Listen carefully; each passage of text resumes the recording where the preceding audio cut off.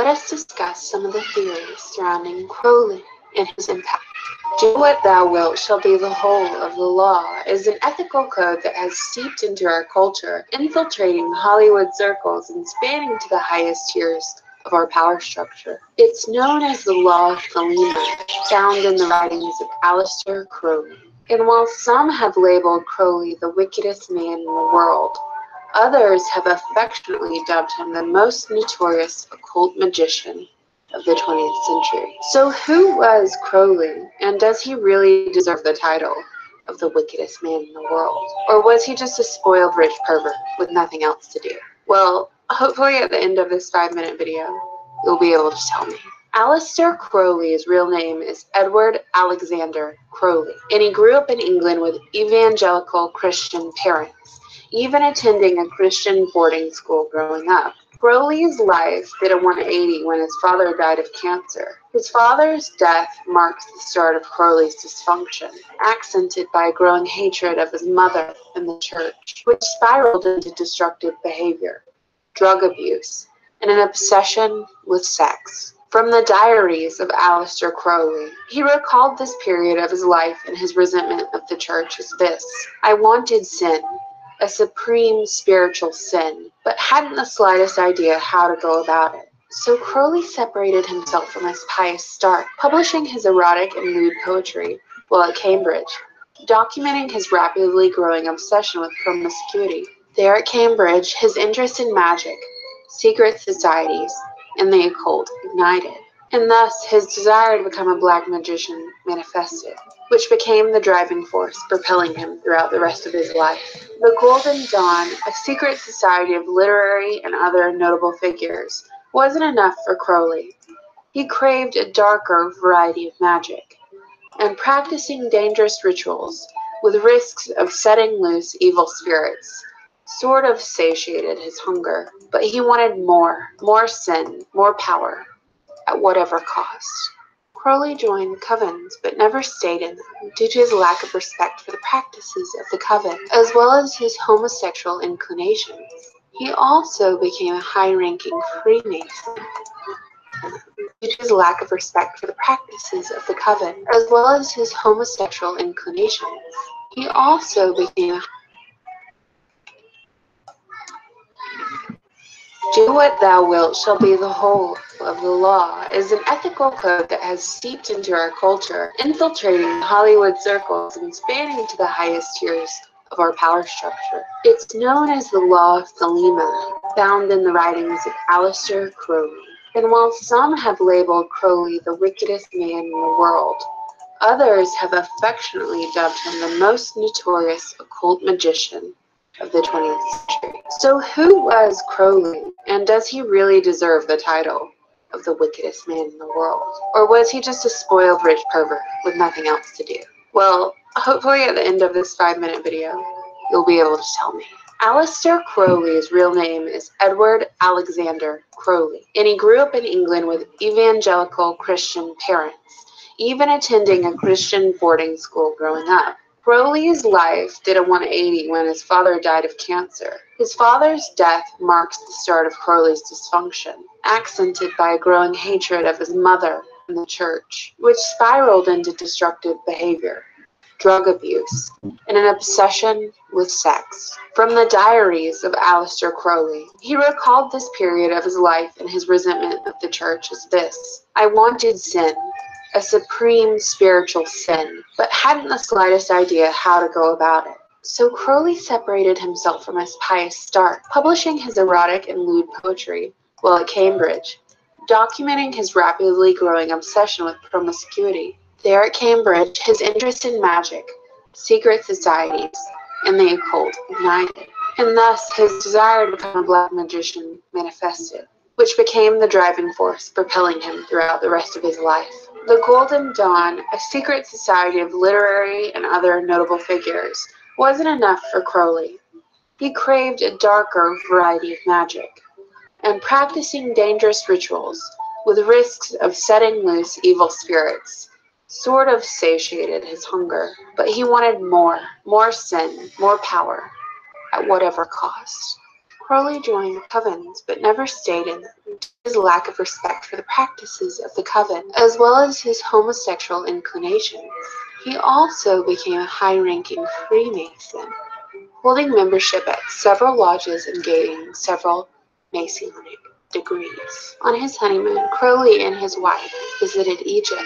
His wife was said to have encountered a deity or a spirit or a demon on their honeymoon during a ritual they did.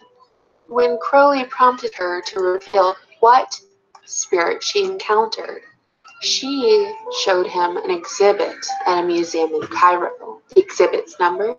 666, the number of the beast in the Book of Revelation.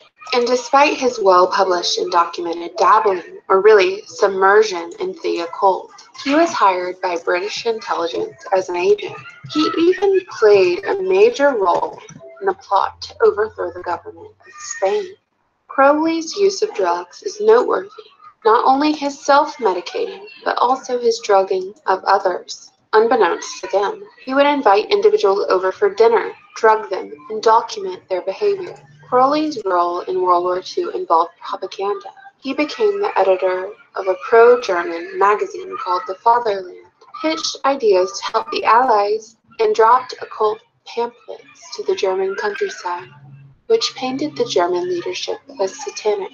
Thus, his prowess in propaganda might explain why his practices and teachings are still in vogue today. An emphasis of Crowley's teachings is sex magic, which is really part of a formula and rituals that make use of sex itself as an integral element. Crowley identified sex as the most powerful force in life, and the supreme source of magical power. Now that we have all the facts laid out, let us discuss some of the theories surrounding Crowley and his impact on the world.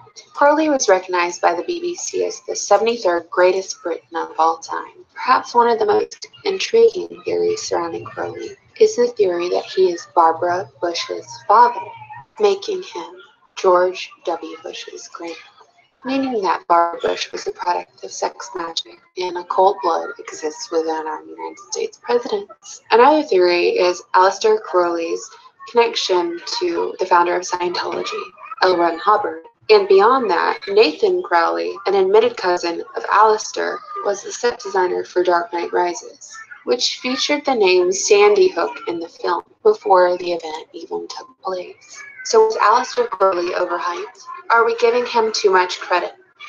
Was he really the wickedest man in the world? Despite his depravity, despite whatever he dabbled in, despite his practices, he was still in the inner circle, and they accepted him with open arms, kind of like they do today. Let me know your thoughts below, and I hope you all have a wonderful day. Thank you so much for watching, and subscribe here. He wrote that when you once had a miscarriage, you showed him the fetus in the jar. That's really We the touched truth on is, it before, but you I didn't will put it in elaborate. the jar. What?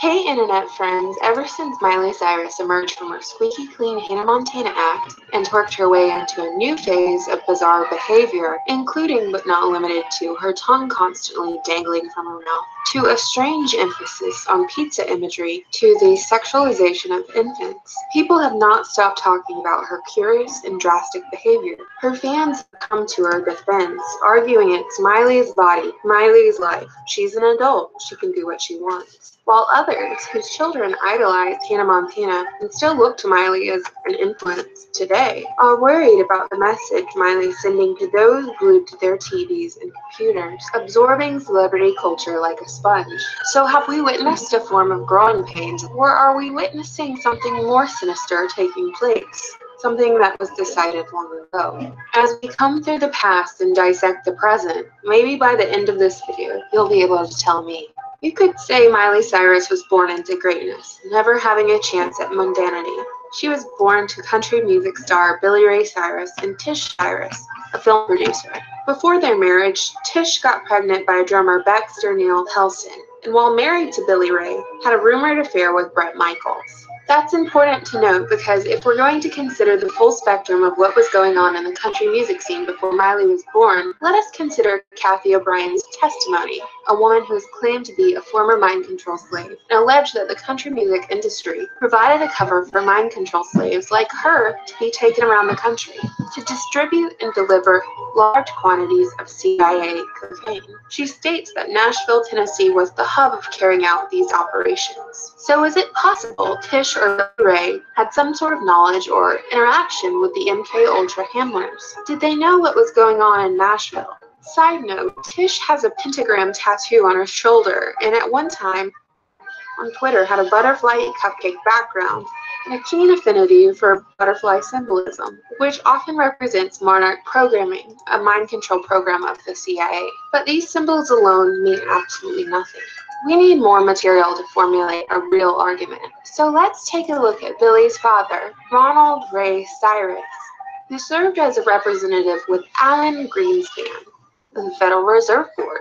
Greenspan is noted as being heavily responsible for the 2008 financial crisis. What's that? The Federal Reserve, you say? Grandpapa Cyrus was a politician. Daddy Cyrus had a quick 10-month rise to country star fame. Tish Cyrus has a rags to riches story, and together they created one of the most influential pop stars of our generation. Okay, now we're getting serious. Our first real glimpse of Miley was with Disney's Hannah Montana, starring a seemingly normal teenager, Miley, leading a double life as pop sensation Hannah Montana. Her father, played by her real-life dad, Billy Ray Cyrus, is a successful country singer. And to really boil down the entire plot of the show, Hannah Montana is all about Miley's double life, the lengths she goes through to keep it a secret, and the consequences of the people close to her learning the truth. Could this fictional show really be paralleling Miley's real life?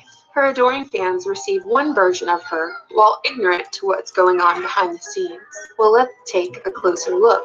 In a GQ interview Billy Ray Cyrus gave in 2011, he stated that his family was under attack by Satan and that he was scared for Miley.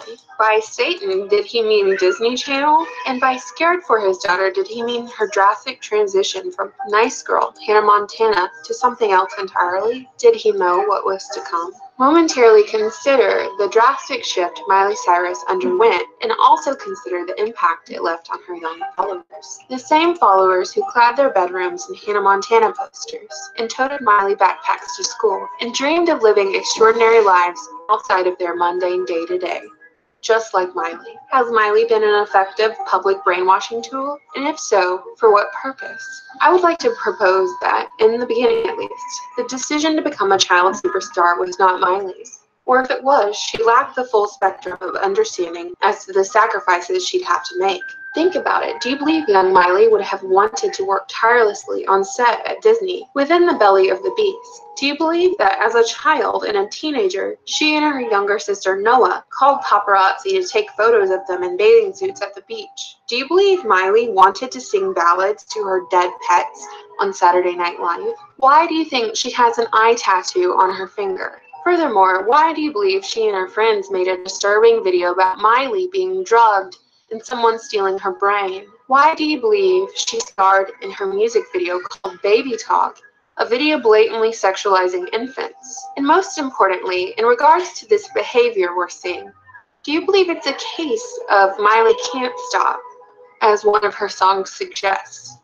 Or is it that she won't stop? Which possibility is more disturbing? Leave your thoughts below. I look forward to reading your comments, and I hope you all have a wonderful day. Bye.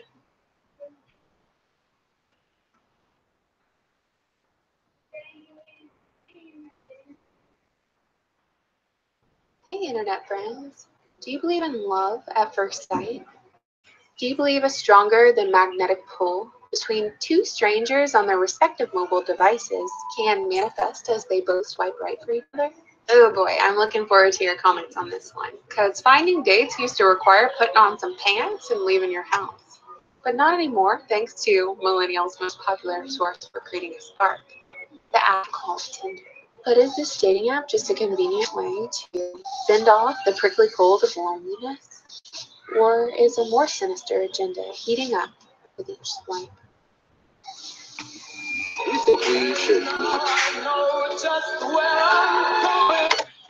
Great. dating app Tinder has become Apple's #1 app. I swipe right if I'm into you, Yes. and left if I'm not. Yes. Is the smartphone disrupting love? No, I think it's enabling. The good part about online dating is there's over 40 million singles in the United States alone that are using dating sites and dating apps. So statistically speaking, meeting in real life is actually weirder than meeting online, and grosser.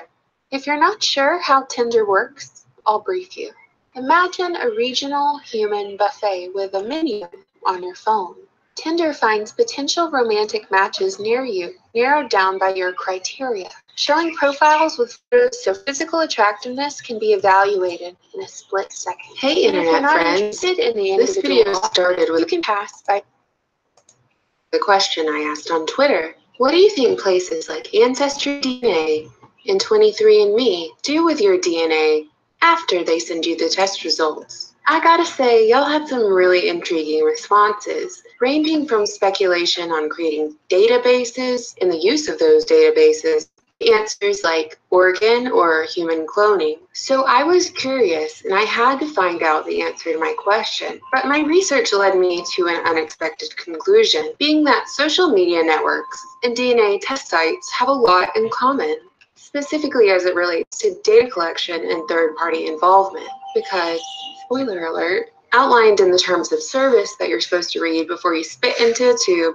and ship it back to the testing facility, both Ancestry DNA and 23andMe disclose that they will store your DNA and might even sell it to a third party. Doesn't this sound familiar to Facebook's treatment of your data? The data that we willingly give them, telling the social network where we work, who we're friends with, and when we're traveling. The social media network knows what we look like and where we've been based on the photos we post. They have our emails and our phone numbers and our physical location based on our IP address. And in this respect, the connection between data mining and DNA mining is you. You are the resource. You're not the customer. You're the product. In the age of social media and open data, we're comfortable sharing highly personal information online. And I guess our own DNA code is no exception. Except in the case of DNA testing, you're actually paying the companies to make a buck off the most unique thing about you. But again, it's all stated in the terms and conditions, which I'm not saying makes it right, but it means you should know what you're getting into. So what exactly are you getting yourself into when you ship off a tube of your own spit to one of these testing centers? Let's take a closer look at the two most prominent companies in the DNA testing field. Disclaimer, I'm not a scientist and I'm certainly not an attorney, so to cover myself from a legal perspective, all things said henceforth will be dubbed pure speculation, though I will leave a breadcrumb trail of links in the comments. Let us begin with Ancestry.com, who currently markets their DNA kits with the lure of tracing your family generations back to a family tree or uncovering your ethnicity with Ancestry DNA. And in their terms of service, it states that Ancestry DNA will internally analyze users' results to make discoveries in the study of genealogy, anthropology, evolution, languages, cultures, medicine, and other topics. What has become the largest for-profit genealogy company in the world was started by Paul Allen and Dan Taggart. They originally started out as a company called Infobases, which offered Latter-day Saints publications on disc in 1990. And now, decades later, what they started has morphed into the world's foremost site for people to go research their roots. Ancestry.com was bought out in 2012, and Paul Allen remains a serial entrepreneur now living in Washington, D.C. And curiously, in 2016, co-founder Dan Taggart was sentenced on 4 third-degree felony charges, 3 for attempted forcible sex abuse, and 1 for attempted sex abuse of a child. The Ancestry.com headquarters are based in Lehi, Utah, a town named after Lehi, a prophet in the Book of Mormon. And I don't know about y'all, but I certainly didn't know this. One of the core tenets of the Mormon faith is that the dead can be baptized into the faith after their passing. Baptism of the dead evolved from the beliefs that baptism is necessary for salvation, and that the family unit can continue to exist together beyond mortal life if all members are baptized. So I guess that explanation explains why the Mormons are so interested in tracing back family trees. For them, genealogy is a way to save more souls and strengthen the eternal family unit. Follow-up question to that statement I read directly off the internet. Is it a way to trace back family units, or is it a way to keep track of bloodlines? It's reported that Utah's population is 67% Mormon, but Mormon temples aren't the only thing you'll find in the Salt Lake State. You'll find our NSA overlord's lair there, otherwise known as the Utah Data Center, aka the Intelligence Community Comprehensive National Cybersecurity Initiative Data Center, which is a data storage facility out in the middle of nowhere for the United States intelligence community, and it's designed to store mega amounts of data. Interesting, right, when you factor in what Ancestry DNA is doing. Let's take a peek at Ancestry.com's investors and also the companies that those investors invest in. That was difficult for me to say, and I'll let you noodle on that while I move over to 23andMe. Through their DNA testing, you can learn a lot about yourself, how your genetics can influence your risk for certain diseases. You can trace your ancestry, and if you're thinking about starting a family, you can find out if you're a carrier for certain inherited conditions. The company was co-founded by Ann Wojcicki, ex-wife of Google co-founder Sergey Brin. Fair warning, I'm one of those people who automatically associates Google with government intelligence because there's evidence out there to support the blurred lines between intelligence agencies, social media networks, and search engines. Look at this cool interactive chart I found documenting the amount of times that the Obama administration met with Google at the White House. Speaking of the White House and Google, you might have seen Sergey in the news recently. He made headlines when he joined a protest against Trump's immigration order. Sergey's family immigrated from the Soviet Union to the United States in 1979 to escape Jewish persecution. And as a child, he attended the Johns Hopkins Center for Talented Youth, an academic institution with famous alumni like Mark Zuckerberg and Lady Gaga. Sergey and his ex-wife are fascinating folk. Back in 1998, Sergey set up an office in Ann's sister Susan's garage. Since Susan is now the CEO of YouTube, you would think that when her sister uploads a video to her 23andMe channel, you would think that if she's going to boost it up with fake views, that she would at least throw some bots in there to, I don't know, like it, dislike it, comment on it. Isn't this strange? Millions of views, 10 likes. Ancestry.com's YouTube channel is only marginally better. If you look at a video with comparable views, then you see that there's much more engagement on the video. Also, I noticed 23andMe uses leading technology from a San Diego biotech firm called Illumina to genotype your DNA. In 2014, Ann said that 23andMe would have one of the largest databases out there, if not the largest, and that would enable her scientists to do a tremendous amount of discovery into the possible genetic causes of ailments like Parkinson's disease. And I just want to say this before all the science enthusiasts out there start shaming me for criticizing scientific research. Just because you were groomed to work with integrity doesn't mean that your bosses were, or that anyone above them holds them to any standard of integrity. What's the government going to do? Police itself? I'll show you where my train of thought is going. Throughout the 20th century, thousands of Americans were sterilized without their knowledge or their consent in the name of improving the gene pool. If someone like me was to come out and say that while it was happening, imagine the public ridicule I would have received. While I know that research and scientific advancement saves lives, I also know that questioning what's in the Kool-Aid before you drink it also saves lives. Here's an example from 23andMe, with their customers being their biobank on which to capitalize with various patents. Through this biobank that customers paid to be a part of, they were able to patent the technology for making designer babies in 2013. The idea is that you could say, I want to have this type of child, and generate the DNA with that profile. But 23andMe assured the press they wouldn't be utilizing this patent, which makes no sense in my simple mind. But the fact is, the customer biobank DNA was utilized for this purpose, and guess what? It was outlined in the legal agreement. Alrighty, now let's take a look at who invests in 23andMe. Let's also take a look at the other companies they invest in. So that pretty much covers the standout tidbits about both of these companies, but when I look at both Ancestry.com and 23andMe, I see the government and military's fingerprints all over, which makes me wonder, is the government one of the third parties this data would be sold to? We wouldn't know. There's no transparency in the legal contracts on these websites that disclose who the third parties are, leaving people like me guessing and asking more annoying questions like, Will they sell your DNA information to an insurance provider? Although there's legislation that protects Americans from discrimination in health insurance and employment decisions on the basis of genetic information, which is known as the Genetic Information Non-Discrimination Act, the law has a loophole. It only applies to health insurance. It doesn't say anything about companies that sell life insurance, disability insurance, or long-term care insurance.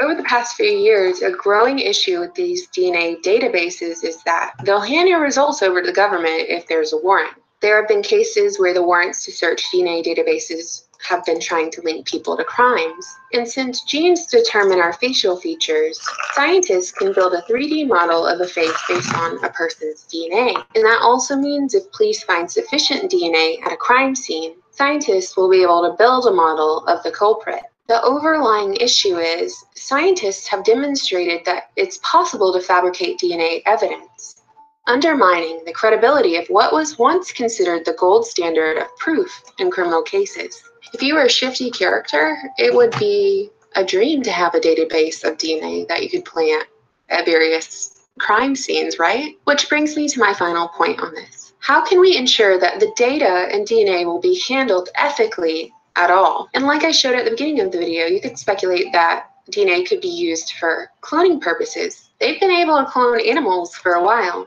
Why not humans? A movie called Boys from Brazil, released in 1978, is about Dr. Mengele cloning Hitler 95 times, giving pretty precise and accurate instruction on how to clone a human, and hoping to raise the resulting boys in Brazil with the ultimate goal of forming the Fourth Reich. And at the time that movie was released, everyone believed it to be fiction. But the Third Reich really did move to South America, in North America for that matter, and there is documentation of Mengele setting up clinics there. So which part of that movie was fiction?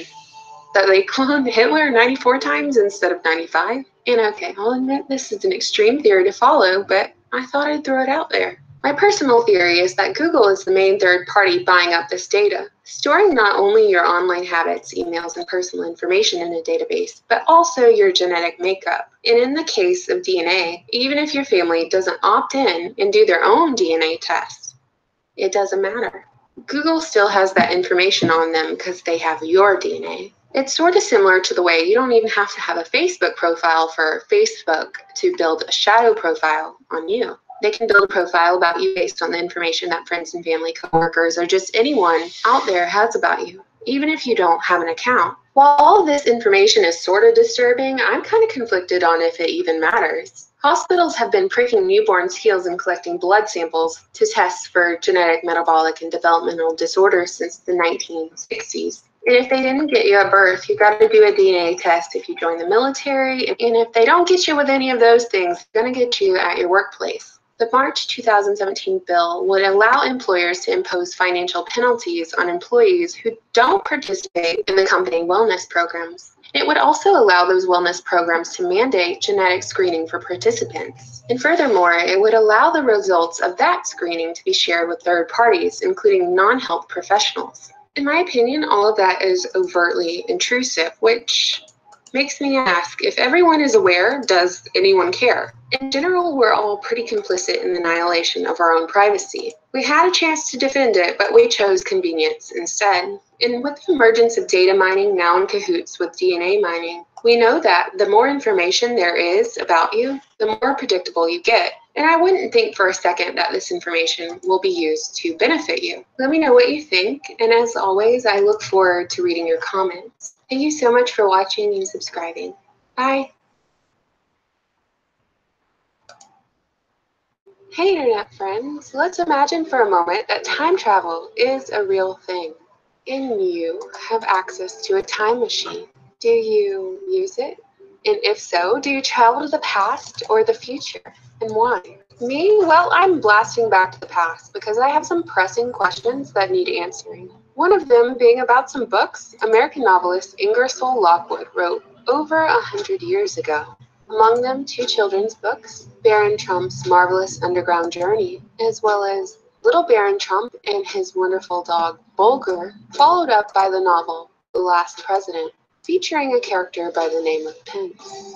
Y'all, today's video is a serious case of coincidental lasagna.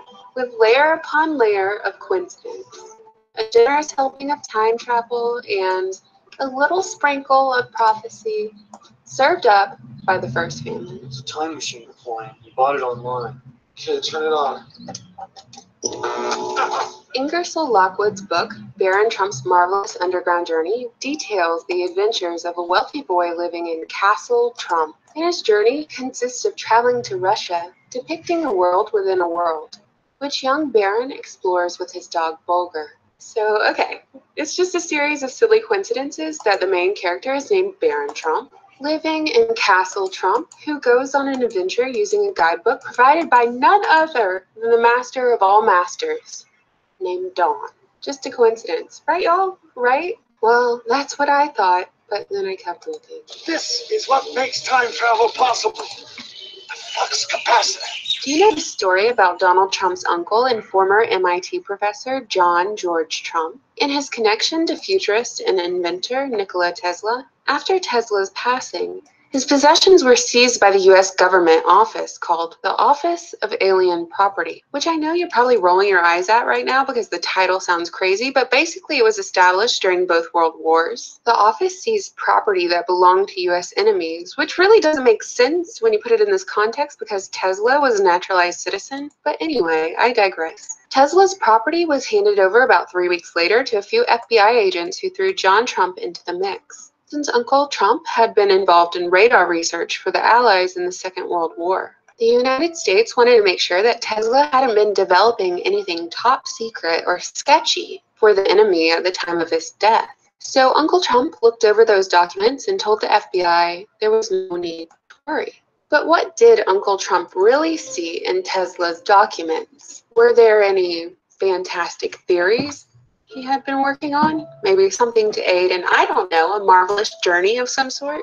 Even though John Trump died in 1985, Donald Trump regularly brought up Uncle John in interviews, as well as Uncle John's warnings over nuclear weaponry, saying, "My uncle used to tell me about nuclear before nuclear was nuclear," which really doesn't make a lot of sense. So why was Donald Trump so cryptic with these statements about his uncle and his warnings? Was he just babbling on, or did he know something? It's been suggested by others that Donald Trump is a time traveler, with his ability to play 4D chess and always seeming to predict his opponent's next move. If you take any of these coincidences or circumstances and you isolate them, they seem meaningless. But did you know that sci-fi classic Back to the Future's Marty McFly's arch nemesis, Biff Tannen, was actually inspired by Donald Trump? Coincidence? Time travel. Time travel.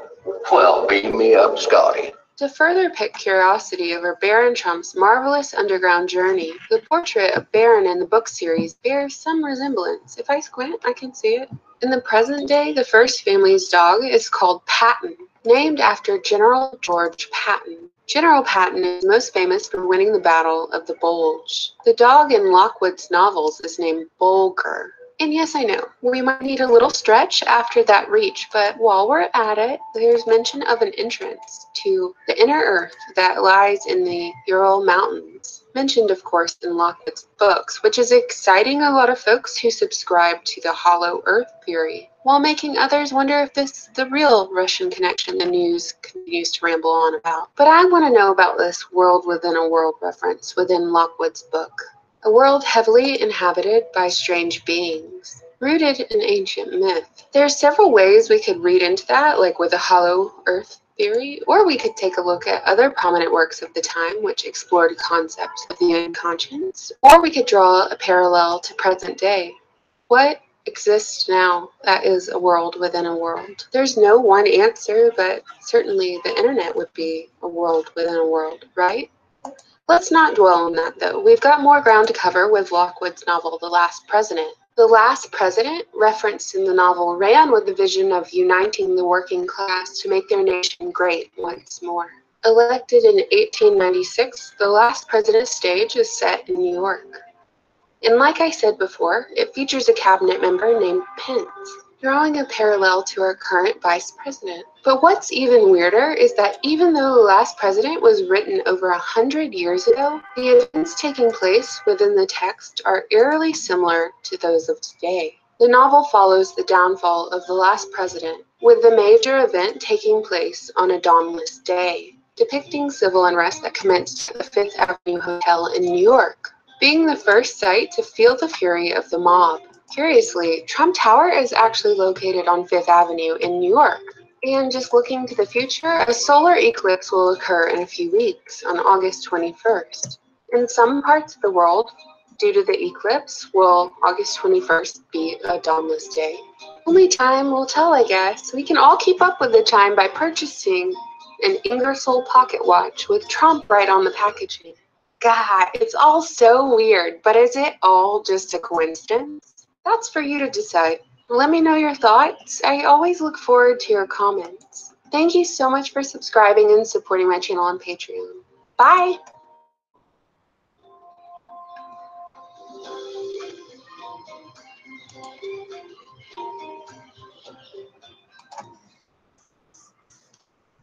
Hey internet friends, just when you think the Clinton dynasty has ended, you get bombarded with Chelsea Clinton propaganda, conditioning all of us for the moment she runs for office, even though she swears up and down she will not run for president, at least not in the immediate future. But can you name a Clinton who ever told the truth? Let me know if you've noticed this. We're being set to usher in the next generation of Clintons, specifically Chelsea Clinton. She's achieved very little besides being born a Clinton, and has recently received a Lifetime Achievement Award just for that. But there are folks who are actually cheerleading her rise because they're so polarized by politics that they refuse to see the obvious truth staring them right in the face. And I say this not as an endorsement of any other political figure. Just because Clintons are bad doesn't make their alternative, whoever it might be, automatically good. I'm just saying the media is trying to condition you to be open to the continuation of the Clinton dynasty. The Clintons have kept their money and their power through their family business,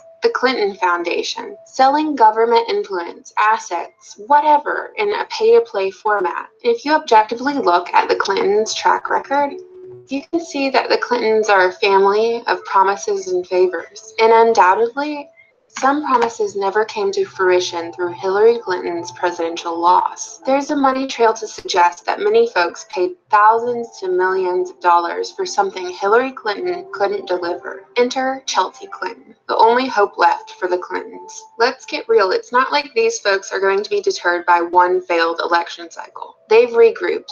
They're laying the foundation for her rise. And I know, she looks harmless. She was even awkward when she was a teen, so she's sort of relatable. How bad could she be? I don't care if you're conservative or liberal or Green Party or libertarian or whatever. The corruption of the Clinton crime family will never, ever go away if Chelsea Clinton continues the family legacy. Take a gander at my Haiti video of how the Clintons, among others, exploited Haiti's 2010 earthquake, capitalizing on death and destruction in the most brutal and awful ways imaginable. And that's only the tip of the freaking iceberg. In that video, I didn't even cover Chelsea's involvement. She had a $3 million wedding paid for from funds stolen from starving Haitian children. But money doesn't matter to Chelsea. She's on record saying, "I tried to care about money, but I just couldn't." And then she married an international investment banking executive. Not to mention, NBC paid Chelsea Clinton $600,000 a year for occasional work, just because she's a Clinton. And if she runs for office, people will vote for her just because she's a Clinton. During the 2016 election, when she was campaigning for her mom, she cited Bernie Sanders' plan to end mass incarceration as worrying. Did you know the U.S. currently has 2.2 million people behind bars? 600,000 more people than China. Some of them are in jail for selling a dime bag of weed, but the prison industrial complex needs folks to fill their jails, which I guess, according to Chelsea, selling a dime bag of weed might as well be murder because she suggested that marijuana is killing people. You know, prescription drugs kill thousands of Americans per year, but weed is the real threat here. I'll just go ahead and go on record saying that I think more people have been killed by the Clintons than marijuana.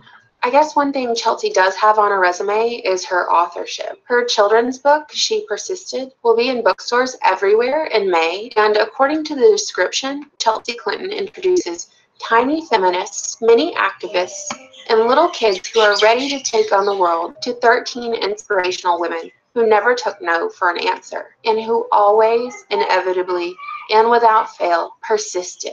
You'll be seeing this book at every scholastic book fair, and every progressive, nasty woman mom will be reading it to their gender-fluid kids, who will be voting for Chelsea Clinton in a future election, which means Chelsea's going to be pretty busy. She's going to be occupied. She's not going to be able to write the sequel, She Resisted, a coming-of-age novel documenting all the women Bill Clinton interacted with. At any rate, as much as I'd like to see Chelsea Clinton pull a Jeb Bush in future elections, we can't let it happen. We can't let the Clinton dynasty continue. So please let me know your thoughts below. I look forward to reading your comments, and thank you all so much for watching.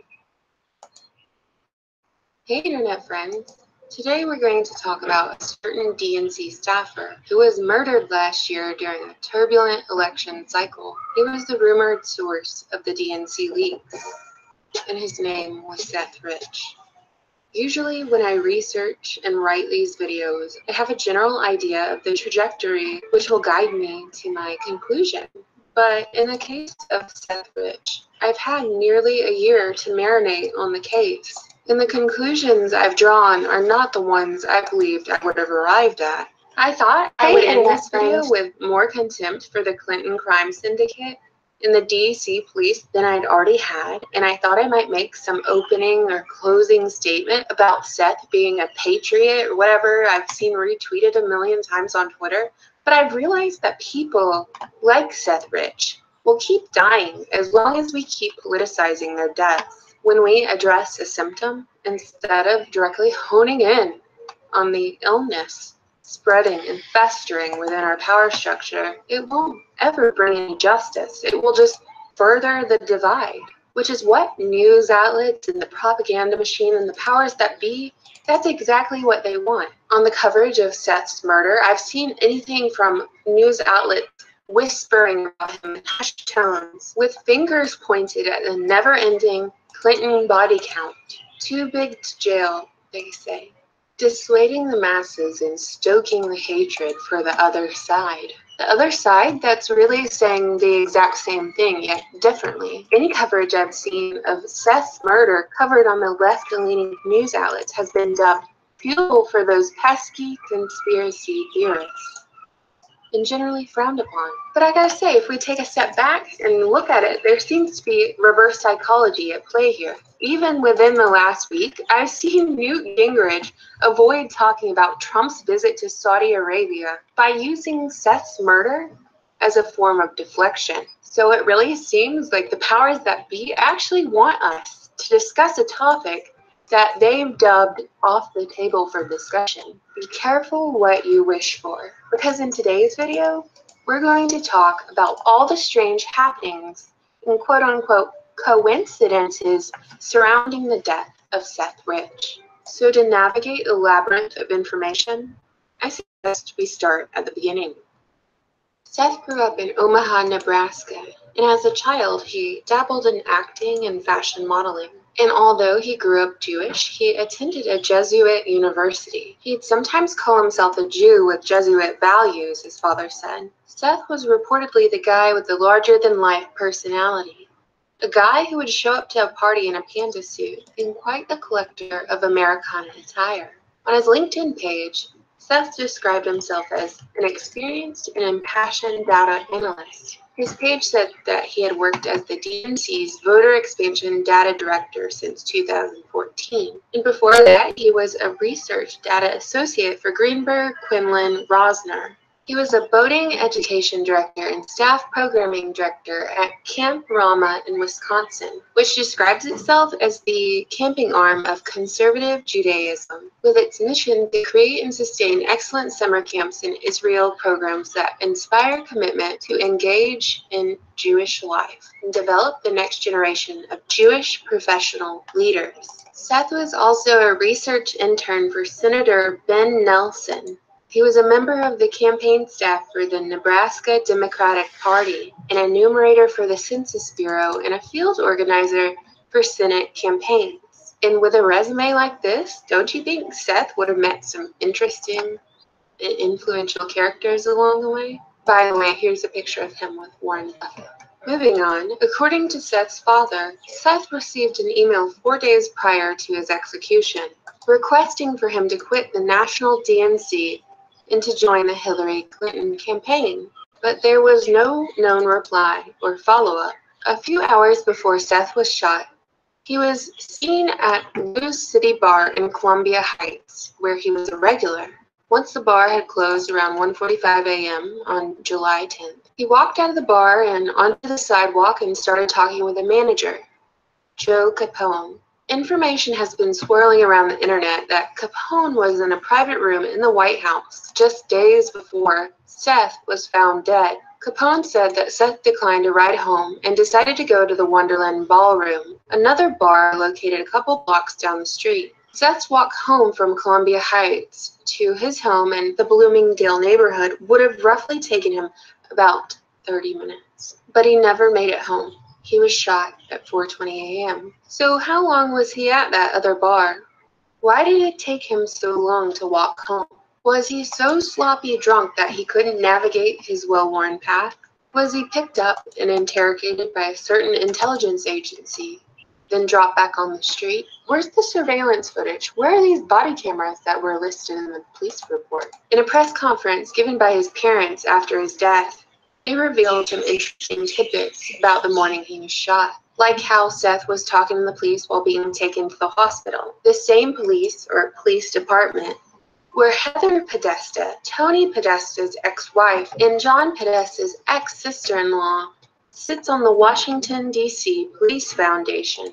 Furthermore, the parents revealed that there were 2 men who shot Seth twice in the back. Nothing was stolen from Seth. He was almost stable at the hospital, but then later died. And finally, something I find very interesting is that he had bruises on his hands and his face. So if 2 men with a gun come up to you and want to rob you, are they going to scuffle with you first with their fists before shooting you? I can understand if he was shot in the back twice and maybe he fell on his face or his hands, but it's just a question I have. So what I'm getting from this is Seth was sitting up talking at the hospital and he died about an hour, 40 minutes after being shot. They said he was almost stable, but he died. Seth's next of kin can request all of his hospital records, so I'm sure they have a better idea of what happened than we do. But I'm not sure they're ever going to tell us. Take a look at this video filmed 3 days after Seth's murder. Everything about this video is weird. One of the things that struck me was how unaffected everyone is. I can't tell whether his brother is suppressing laughter or tears. The Disney-themed background is odd, and the panda in the corner, which makes an appearance in several other videos and photos of Seth's parents, is noteworthy. But it seems to me like the family is reading off a script. Bullets and people don't match well. Acting as though everything is hunky-dory, even though their son died 3 days earlier.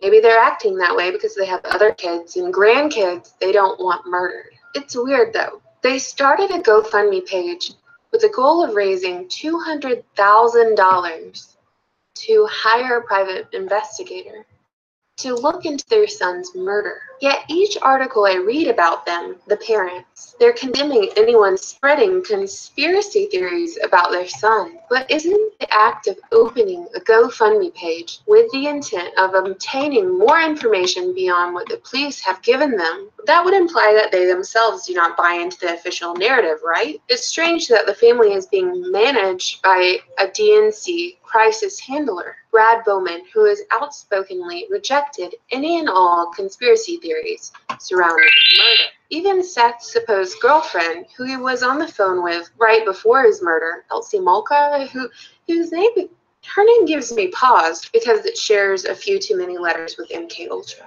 She said that conspiracy theorists are basically the worst people on earth in an interview she gave. Between 2003 and 2017, within 1,500 feet of where Seth died, 2 other fatal robberies had taken place there, and there were immediate arrests in the other cases. And asking why is not the equivalent of spreading conspiracy theories. Speaking of conspiracy theories, they were absolutely refueled when Mr. We Never Reveal Our Sources heavily implied Seth Rich was the source. And I get it, WikiLeaks doesn't reveal sources because it would endanger the said source. But if the source is already dead, what the hey, right? Who cares about their family? Later, WikiLeaks offered a monetary reward for any information on the murder. At the beginning of 2017, Assange told Sean Hannity that Russia was not the source of the DNC leaks. And if Seth is proven to be the source of the DNC leaks, then that would blow the whole Russian narrative to smithereens. So fast forward, things were pretty quiet up until last week, when Fox News revealed that Rod Wheeler, a private investigator hired by a third party, suggested that there was tangible evidence on Rich's laptop that confirmed he was communicating with WikiLeaks prior to his death. Wheeler is a former DC police homicide detective and a paid Fox News contributor. He basically said there's a cover-up and the police department has been told to back down from the investigation. He believes the answer to everything resides on Seth Rich's computer, which he does not know the location of. He said that he thinks that it's either in the hands of the FBI or the police department. So he doesn't know what's on the computer. He doesn't even know where the computer is.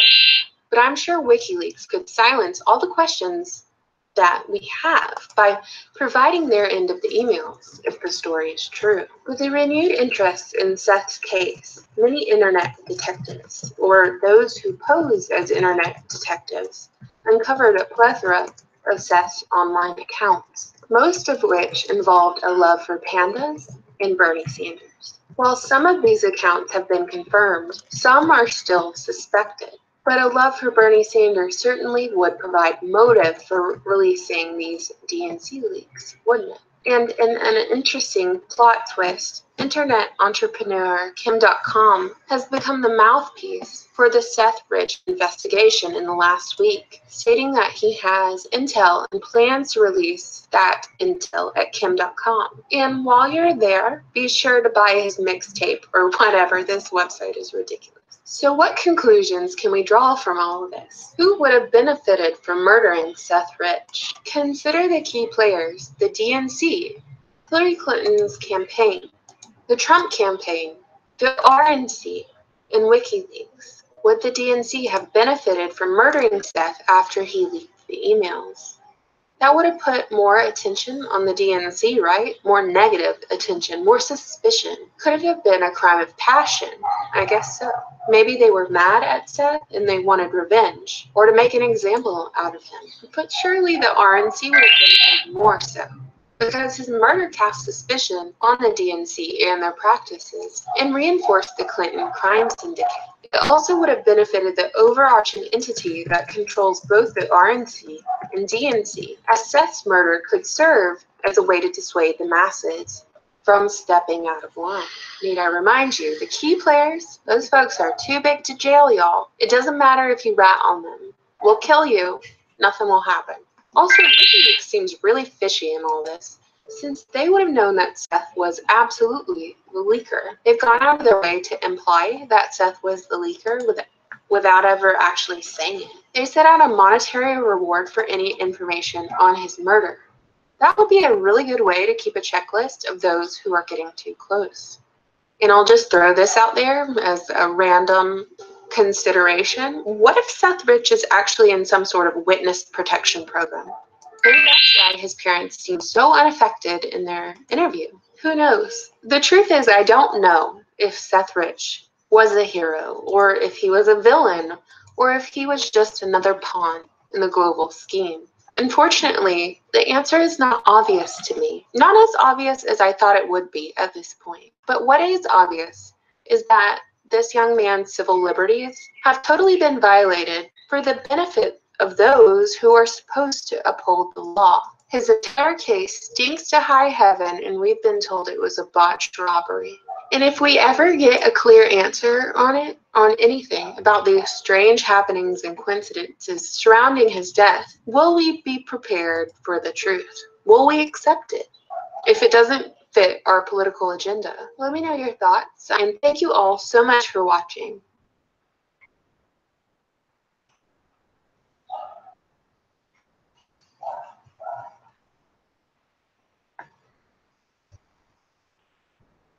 Hey internet friends, I wanted to share with you something a subscriber of mine shared with me. So thank you, Catherine, for sending this to me.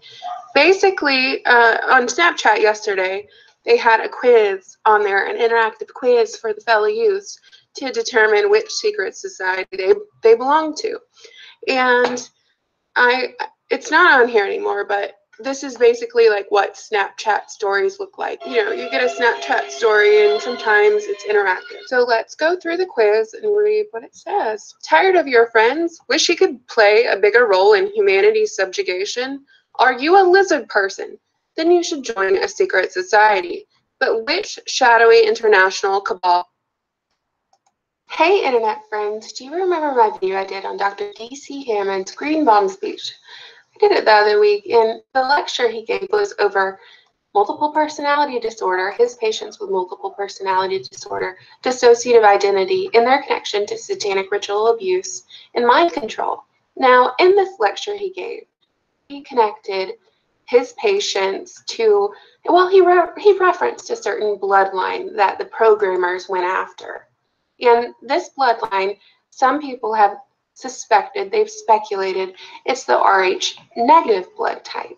And, you know, a lot of people who are in power, a lot of our presidents, royalty, they all have this Rh negative blood type. So the implications, and I'm not stating this, it's just a theory, the implications are that from Dr. D.C. Hammond's speech, we can infer or speculate that the programmers on these military bases are going after abducting children and concentrating on certain bloodlines that have this Rh negative blood type, and thus building an army of Manchurian candidates. I know that sounds crazy, but often the truth is stranger than fiction. So in 5 minutes or less, I'm going to explain to you the mystery surrounding the Rh negative blood type. Let's get started. First off, I want to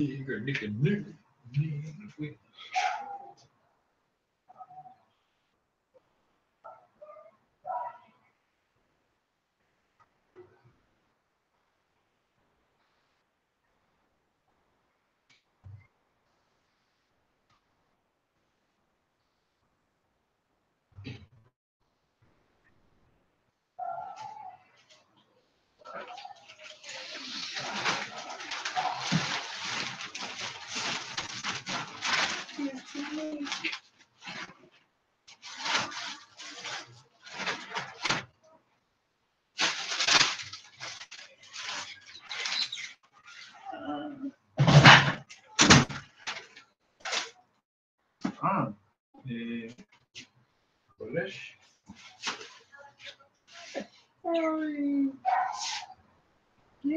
לא ידעתם אותו.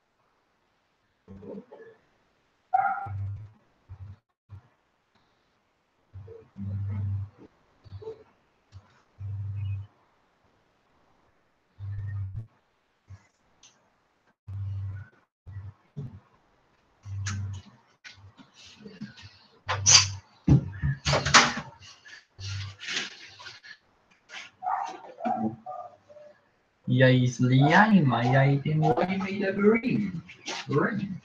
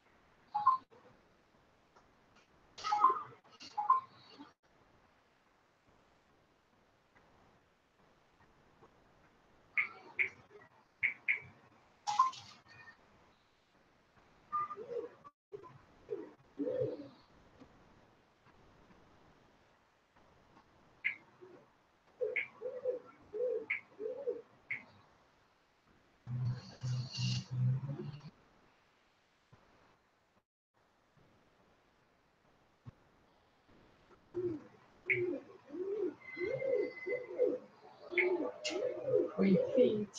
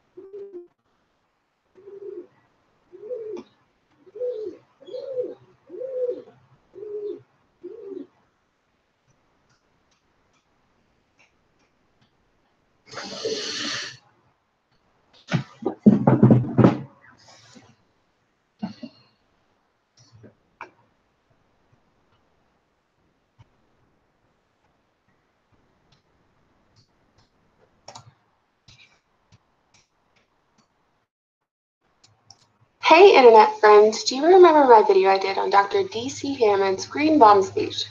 I did it the other week, and the lecture he gave was over multiple personality disorder, his patients with multiple personality disorder, dissociative identity, and their connection to satanic ritual abuse and mind control. Now, in this lecture he gave, he connected his patients to, well, he referenced a certain bloodline that the programmers went after. And this bloodline, some people have suspected, they've speculated, it's the Rh negative blood type.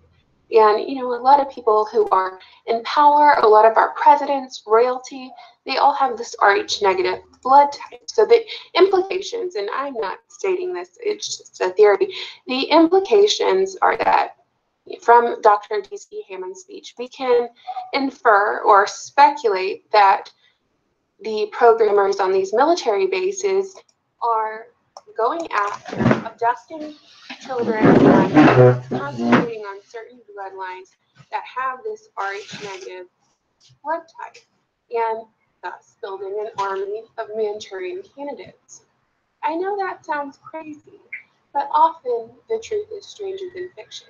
So in 5 minutes or less, I'm going to explain to you the mystery surrounding the Rh negative blood type. Let's get started. First off, I want to give a shout out to the Outer Dark, who was the first person I know of who made the connection between the green bomb speech and Rh negatives. So check out his video in the description. Now let's get the science talk out of the way. We know that everyone's blood falls into 4 major types: A, B, or O, either positive or negative. When we talk about the Rh factor, Rh stands for rhesus, or the rhesus molecule, in which the antigen was first observed. It's a type of protein on the surface of the red blood cells. So if you have the Rh אני גם התקשרתי היום מוקדם יותר בבוקר ודיברתי עם העובד הסוציאלי שמתחזה לשומר והוא אמר לי שהוא לא נמצא. העובד הסוציאלי שמתחזה לשומר. המאבטח בכניסה. כי הוא בעצם עובד סוציאלי, הוא לא באמת שומר. שומר זה רק תחביב שלו להיות שומר, אבל הוא בעצם עובד סוציאלי. מי זה? קיצור, אני רואה שהיא שלחה לי אימייל ב9 למאי, ב10 למאי וב13 למאי, אז זה היה אתמול שהיא שלחה. 13 זה אתמול, כן. כן, אוקיי, אז היא מאוד מחפשת אותי, ואני מחפש אותה, ולא מוצאים אחד לשני. ממש, חתול ועכבר. מה אתה אומר? היא לא נמצאת היום מחכה בבוקר? אז בשבילה זה היום יום חופש. לא, זה היום, כן, היא לא עובדת עם השני בלימודים. כן, בסדר גמור, אז ביום חופש לא מפריעים, אז אני אמתין למחר, מחר היא כן עובדת. נכון. אוקיי, אם תוכלי בבקשה, רק תמסרי לה שאני חיפשתי אותה. ברור, אני עכשיו רושמת לה. אוקיי, את יכולה להגיד לי בבקשה, שאלה קטנה לי אלייך, בחודש, אני היום פשוט הייתי היום ברחוב הזה, איפה שיש את החלוקת מזון, כן, בשי עגנון. כן, ותודה רבה לך באמת שעזרת לי עם האישורים, תודה רבה. בכיף, מה עזרת? כן, ועכשיו שאלה קטנה, בחודש הבא, באיזה תאריך, איזה יום בחודש יש חלוקה שוב, אם את יכולה להגיד לו? היום יש חלוקת מזון. הייתי היום. אוקיי, אז ב-11 לשישי. 11 לשישי. טוב, אני רושם את זה לפני, תודה רבה לך. אם את יכולה, רק תמסרי לענבר ואני מקווה לדבר איתה מחר. בכיף, ברור, אני אמסור לה. טוב, תודה. לענבר, לאסנת. לאסנת, אני מתנצל. כן. טוב, תודה.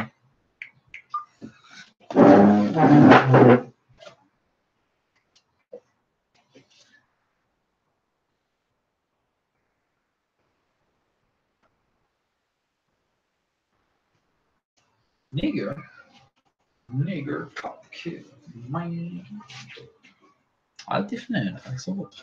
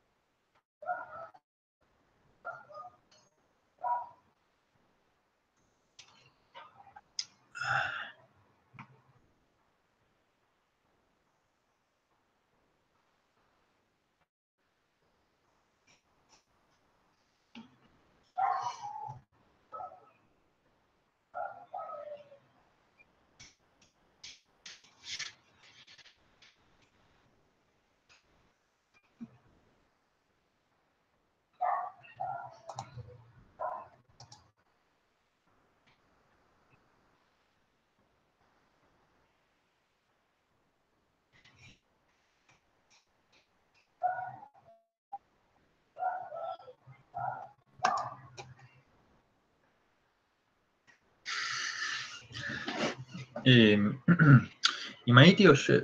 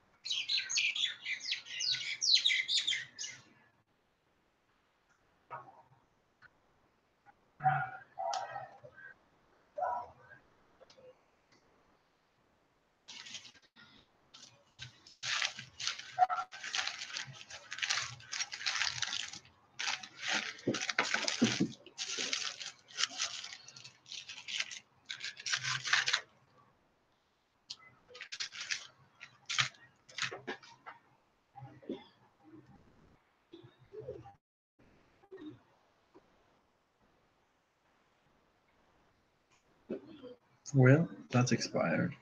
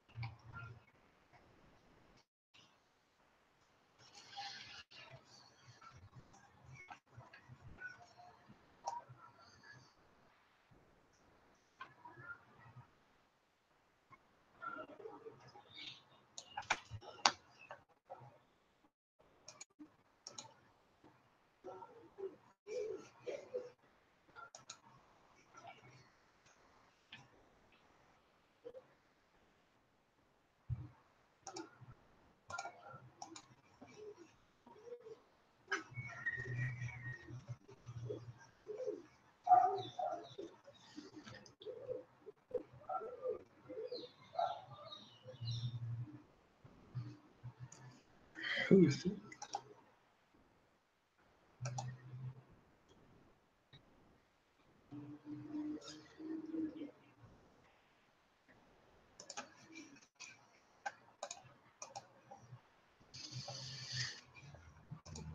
RH positive, between 10 and 15% of the population is Rh negative, with Europeans holding the highest percentage. For example, the largest concentration of Rh negative individuals lies in Basque, a mountainous region between Spain and France. Basque also has a language unrelated to any other in Europe. Curious, right? Question: do you believe we evolved from monkeys? I'll leave you to answer that in the comments while we move on to the real mystery, which is rooted in the origin of Rh negative blood. There's little research on how Rh negative blood came about, almost like a blackout of information, which is kind of weird since the traits observed in the majority of Rh negative individuals are pretty darn intriguing. They include, but are not limited to, an extra rib or vertebrae, lower body temperature, higher IQ, a sensitivity to heat or sunlight. Some cite psychic abilities, and in general, they are more prone to mental illness. Most are physically distinct, with lighter hair or a reddish tint to their hair and light, piercing eyes. And pregnancy is a whole nother issue. Rh negative blood in a pregnant woman can fatally poison a fetus that has positive blood, causing miscarriages or complications with pregnancy. Aside from scientific explanation, there are several theories surrounding the origin of Rh negative blood. Whispers of Nephilim, fallen angels, and alien influence continually seep into discussion, even citing Adolf Hitler's rumored interaction with alien life.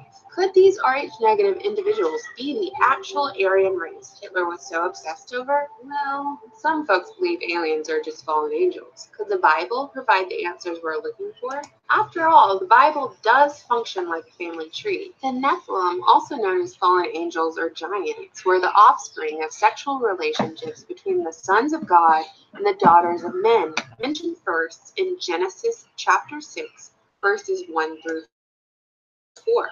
Noah's Ark, the Great Flood. Biblical scholars say that the Nephilim were the primary reason for the Great Flood. And then the flood happened, but after the flood, there's still mention of Nephilim in the Bible. Is it possible that traces of Nephilim blood existed in our ancestors and have been passed down through generations? And now we have what is called Rh negative blood type? I guess it's possible, and it's all very interesting. And I'm not here to share my opinion, but I don't want to imply that being Rh negative makes you superior to someone who is Rh positive. Anyway, I'll leave you with some questions.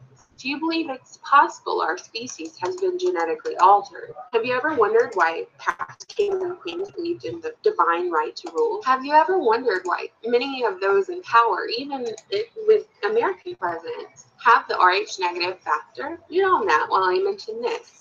I would not have made this video if I had not stumbled onto this little nugget.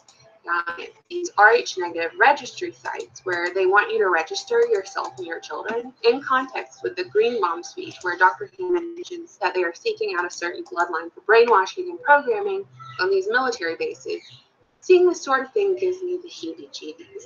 Not saying that every child registered on here is going to get kidnapped or anything sinister is going on with these websites or groups, but it is something to consider. Thank you all so much for watching and subscribing, and I will talk to you soon. Bye.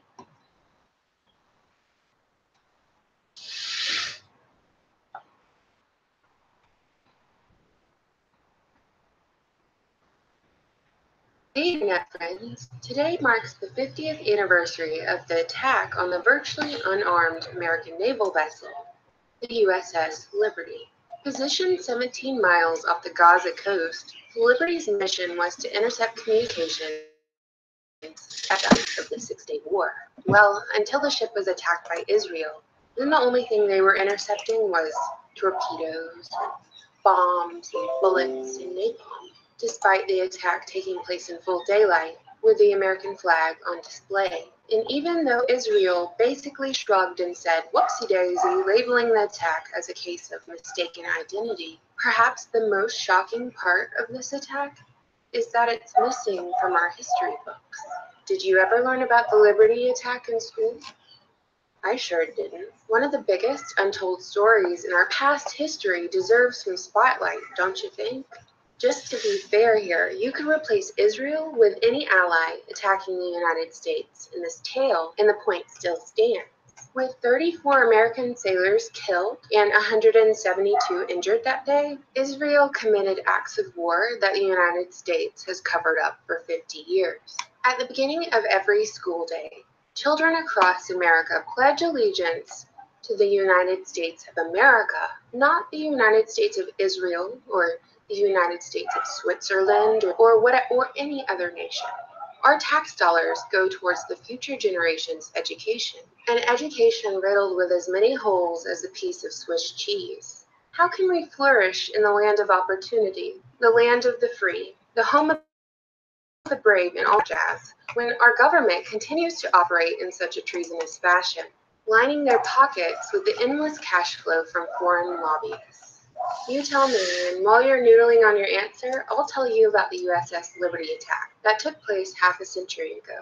On June 8, 1967, a crew of 294 men were patrolling in the international waters of the eastern Mediterranean Sea. At 2 p.m., the USS Liberty crew noted 3 surface radar contacts, followed up by a high-speed aircraft passing over the ship. And a little while later, without any warning, an Israeli fighter aircraft launched a rocket attack at the American ship, following up with a healthy dose of cannon fire and napalm. Israeli forces jammed the ship's communications. They targeted the ship's command bridges, so the Liberty's crew didn't have the easiest time contacting the United States Navy's Sixth Fleet. It's important to note that prior to this attack, there was no fire directed from the Liberty to the aircraft. The Israeli aircrafts attacked in a crisscross fashion over the ship, striking in 45-second to 1-minute intervals, and even though the commanding officer of the Liberty was injured from the shrapnel, he managed to grab a camera and photograph the aircraft. And that was only the attack from the sky.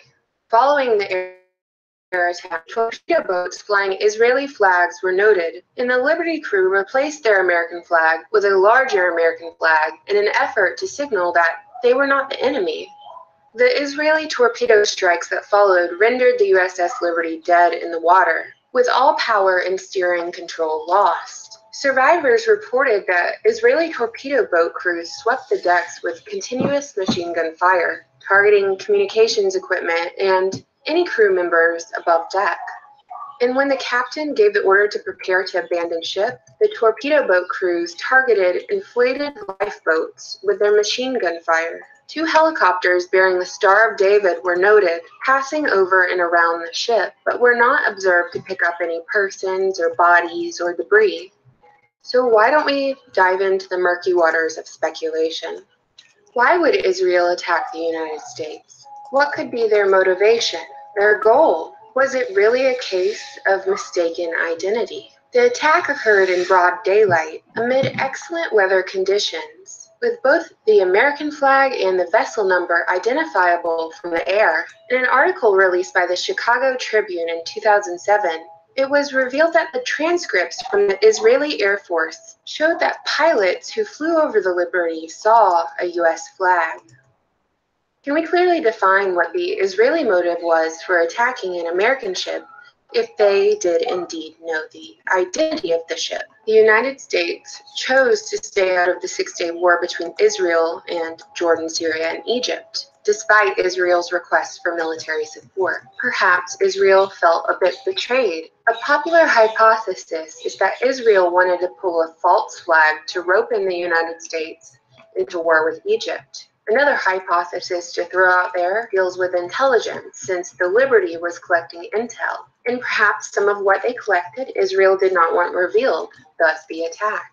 While asking why Israel would attack an American ship, their ally, is an important series of questioning. Perhaps asking why the Sixth Fleet abandoned the Liberty is a more important series of questioning. The Liberty's radio sent a brief distress message that was acknowledged by the Sixth Fleet, who were nearby in the Mediterranean.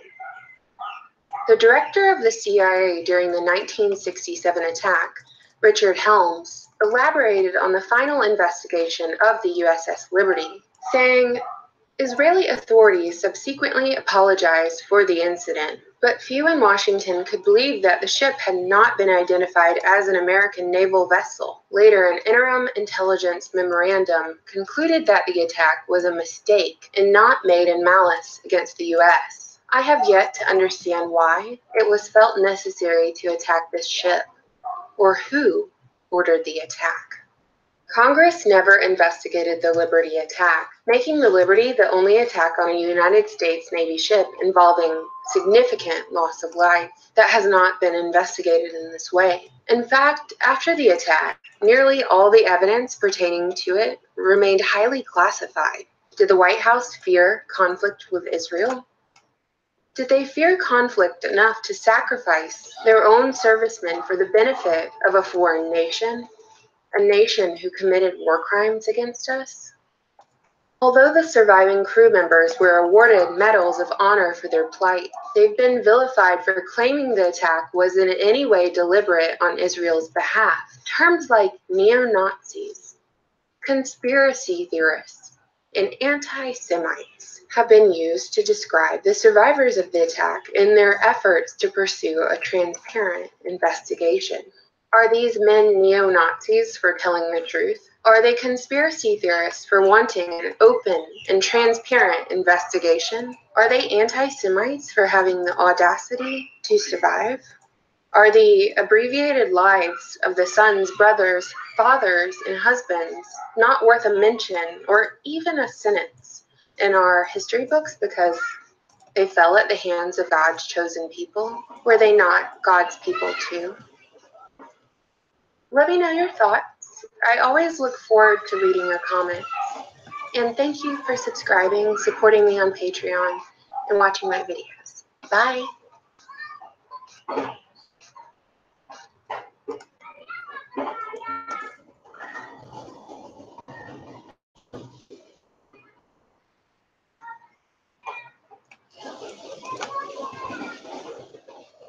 Hey Internet friends, a few of you requested that I do a video on Operation Gotham Shield. And while I was doing research for this video, I noticed that the majority of the information and media I stumbled upon was fear porn. You know what I'm talking about, the Chicken Little, sky is falling, the world is ending type rhetoric. If you find yourself on that sort of ride and want off, I've listed a couple of even-handed videos on Operation Gotham Shield in the description. Since it is not my goal to fearmonger, I would rather inform and prompt you to do your own research. So then you can turn around and make informed and rational decisions that aren't fueled by fear, but rather your foundation of knowledge. So have you noticed the narrative being built off the impending nuclear threats to the United States, tension rising in the Middle East, and a full-blown red scare across all media? Pair that with the tornado of questions with the events that took place earlier this week with the power outages reported coast to coast, from New York to California, and we've got a collective suspicion that something big is about to go down. But what exactly? Right now, all eyes are on Operation Gotham Shield. Did you know that Gotham is a village in England? Its name comes from the Old English word for goat home. The village is most famed for the stories of the wise men of Gotham. The tales depict the inhabitants of the village as being stupid. I'm sitting here wondering if there's any connection to the Gothard Tunnel in Switzerland. You remember the one with the weird opening ceremony? Anywho, to summarize Operation Gotham Shield, it's an alert that has surfaced on the web describing an exercise which will conduct a simulation crisis by detonating a 10,000-ton nuclear bomb over the New York City, New Jersey area next week. Agencies involved in the exercise, which is said to be a routine drill, have noted that it will simulate a large-scale terrorist attack, but some believe it may turn into an actual disaster. I read that summary off of dailymail.com, and in my opinion, when bigger news organizations start to report on it, it's not going to happen, which is good. On one hand, there's an argument to be made that we should all be prepared for such a scenario at every level of our infrastructure, but on the other hand, so many strange events have coincided with drills happening the same day in the same area, which makes people say that these events happen on or around the same time of these alleged drills. I'll provide you a couple of examples, starting with the proposed 1962 Operation Northwoods, which was proposed by the U.S. Department of Defense for a war with Cuba, involving scenarios such as fabricating the hijacking or shooting down of passenger and military planes, sinking a U.S. ship in the vicinity of Cuba, burning crops, sinking a boat filled with Cuban refugees, attacks by alleged Cuban infiltrators inside the United States, and the destruction of aerial drones by U.S. aircraft disguised as Cuban aircrafts. The proposal said these actions would be blamed on Cuba, and that would be a pretty good pretext for an invasion of Cuba and the overthrow of Fidel Castro's communist government. But that entire proposal was rejected by President John F. Kennedy, who was shortly thereafter assassinated. Fast forward to the 2 years before the September 11th attacks, the North American Aerospace Defense Command conducted exercises simulating what the White House said was unimaginable at the time. Hijacked airliners used as weapons to crash into targets and cause mass casualties. One of the imagined targets was the World Trade Center. In another exercise, jets performed a mock shoot-down over the Atlantic Ocean of a jet supposedly laden with chemical poisons headed towards a target in the United States. In the third scenario, the target was the Pentagon, but that drill was not run after the defense officials said it was unrealistic. NORAD and defense officials said, which was reported in a USA Today article from 2004. This is not speculation. Let's throw Batman back into the mix since we're talking Gotham. Remember the Aurora, Colorado theater shooting? I'll refresh your memory if you don't remember. On July 20th, 2012, a mass shooting occurred inside a movie theater in Aurora, Colorado during a midnight screening of the Batman film, The Dark Knight Rises. According to this Denver Post article I'm reading, the tragedy that played out ironically paralleled a classroom learning experience in a medical school in Parker the same day. One of the scenarios being used to train the students was how to respond if a shooter fired at people in a movie theater and also used a bomb in the attack. And a year later, in 2013, according to the Department of Homeland Security document, the agents were planning on conducting training exercises centered around a fictitious terrorist group, a group that would plant backpacks full of explosives around Boston that the detectives would be forced to track down. And ultimately, this fictitious exercise came to fruition with the bombings at the Boston Marathon. What could be some possible goals of a false flag around this time? I believe this could be answered by asking ourselves, what is our government lacking at the moment? To me, in my opinion, it really seems like they want to take action against supposedly dangerous regimes like North Korea and Iran and whoever isn't controlled by Rothschild banking. So they would need, no, they wouldn't need it, but it would be the cherry on the top to have some public support, some public anxiety, some approval to take this kind of action. I suppose another goal could be furthering the police state that's been pushed since 9/11. What could be some other goals?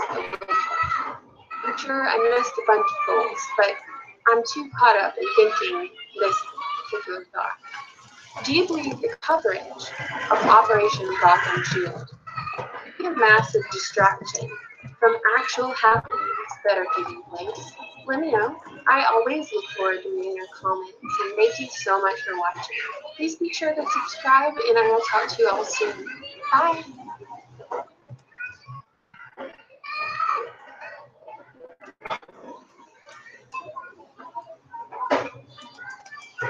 Hello, friends. I am on here today because I on my social media that I would do a countdown of spooky things until my urban fantasy with Movie Wicked was released, and we're into the countdown now.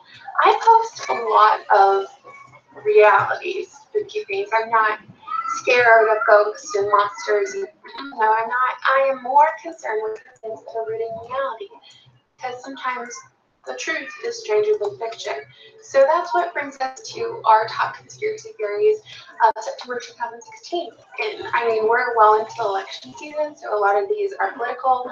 I'm not making a political statement. I'm not saying any of these are true. I'm not saying any of that, okay? So correct the record, calm your tits, okay? I'm going to start with 9/11, and I'm not going down the rabbit hole of 9/11 conspiracy theories, because are they a theory anymore? There's facts to support the narrative.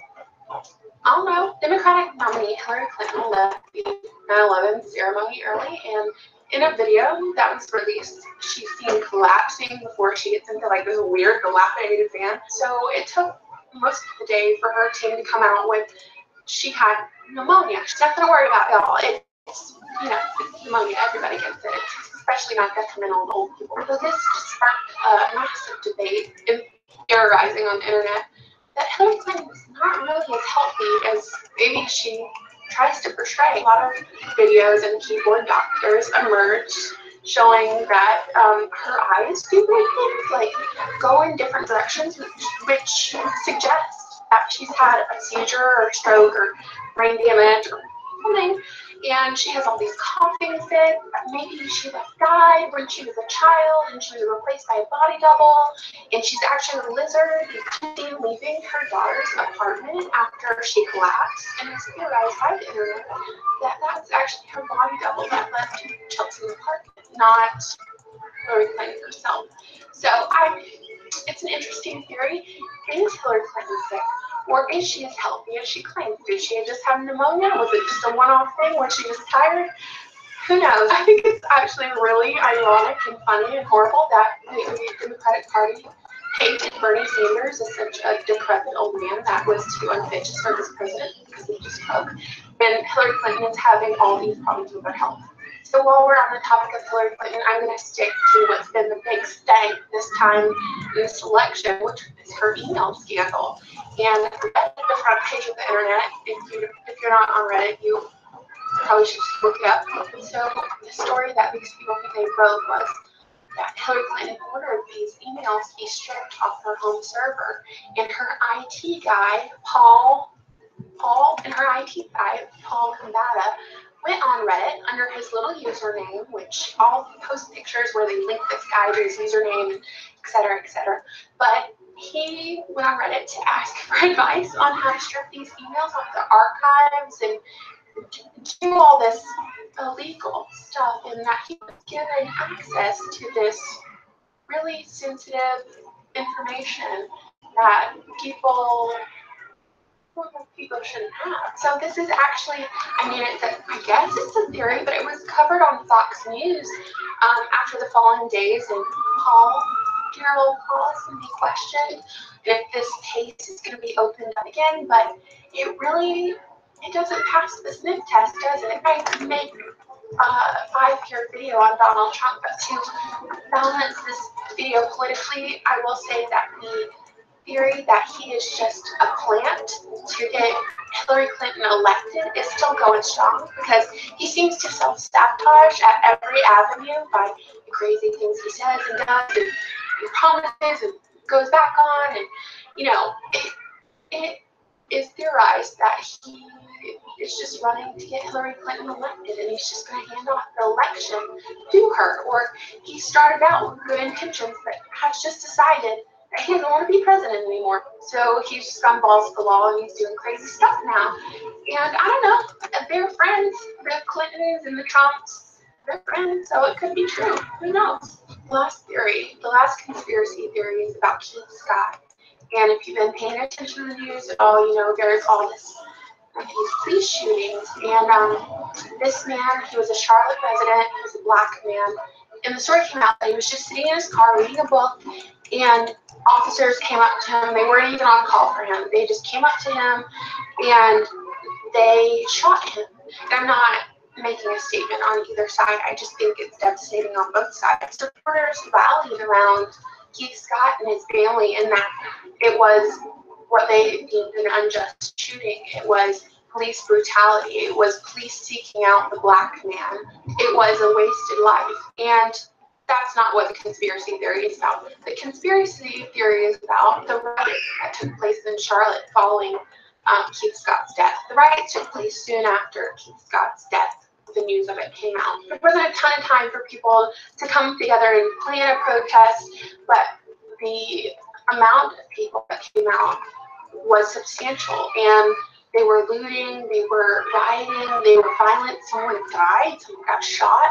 Police say that 70% of the people, they took their identification, saw where they were from, arrested. I don't know the full story, but 70% of people had out-of-state IDs, which suggests that they were bussed in for this protest, for this riot. Obviously, there's been protests since like the civil rights era, but recently, I can think of Ferguson, Missouri.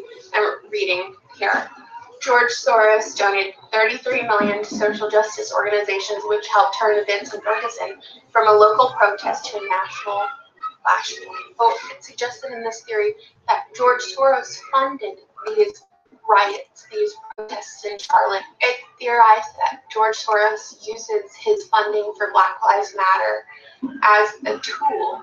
He sees the group as a tool, which really diminishes their message. It makes them the puppet and he's the strings. It says he's hell-bent on destroying America so he can build his long-awaited dystopia, which he will attempt to pass off as a utopia.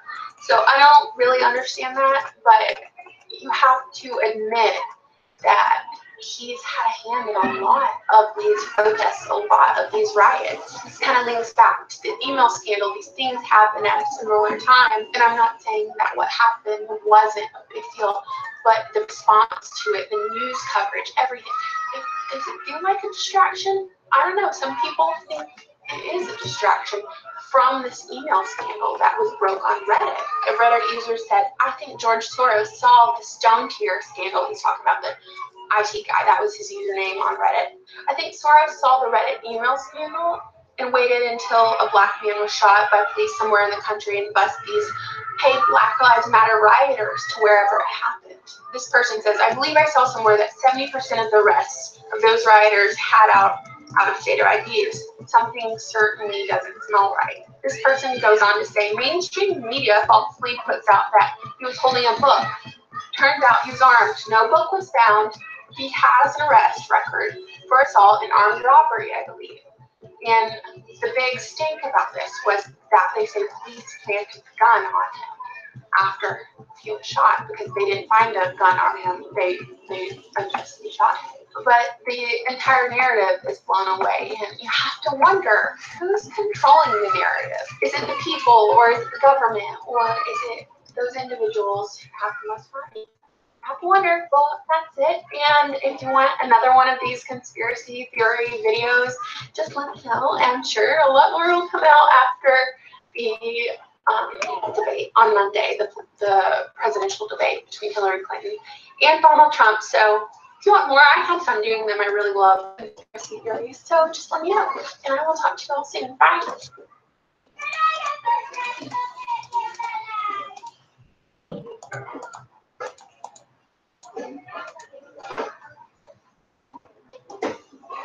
Hey everyone, are you there?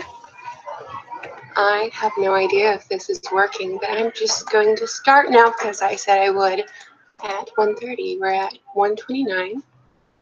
If anyone would like to utilize the chat to, ask questions or whatever you want to do, then please go ahead.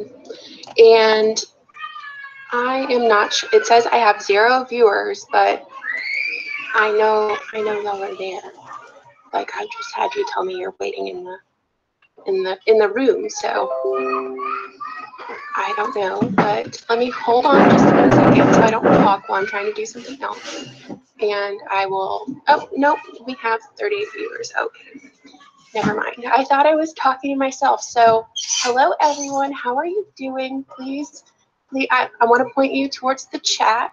Please feel free to add to the conversation or ask me any questions you have. I will be addressing a few questions that certain people have directed at me for a few days. I'm sorry, I'm laughing at this, but it's like the things you never thought you would have to answer in your life. And one question I never thought I would have to answer in my life is, Grace, are you a Satanist? No. For one, no. And I hope I'm not like all over the mic. This is a new mic, but no, I am not a Satanist, and you know, I don't worship Satan. I am Christian. I wore a shirt in my last video, and I've made sure to, you know, not wear anything with markings on it in this video. But I wore a shirt that I got from Boohoo that people said had an upside down star on it with like the face of a goat on it. I've listed the shirt in the description of this video, and it's not, you know, it's not an upside down star. It's a star with a smiley face. Is it satanic? I don't know. What is satanic at this point? Or is it a cult? I mean, no one knocked me for having a Christmas tree in the background of my video the other day. So what is that? I know Christmas trees are a pagan symbol. It's a pagan thing. So I don't know. And I feel, can someone say something in the chat, because I'm not seeing it over here. I cannot see anything anyone says. Extend help. But to further elaborate on if I am or am not a Satanist, there was a video made by a certain individual who I don't want to link in the description, because I very much think he gets off on the YouTube drama. And I mean, that's cool. If that's your shtick, that's your shtick. But it's not mine, and I don't really like being slandered. But at the same time, everyone's free to have an opinion. And my friend just told me there's lots of chats happening, but I cannot see them, so I apologize. I see nothing. I'm actually going to type a message and see if you can see it.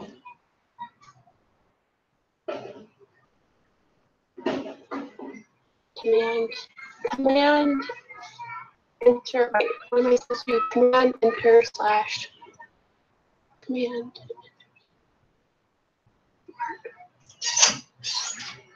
enter, slash, ooh, that did work. Okay. 1 second. I am new at this, and I don't have any idea what I'm doing. Okay.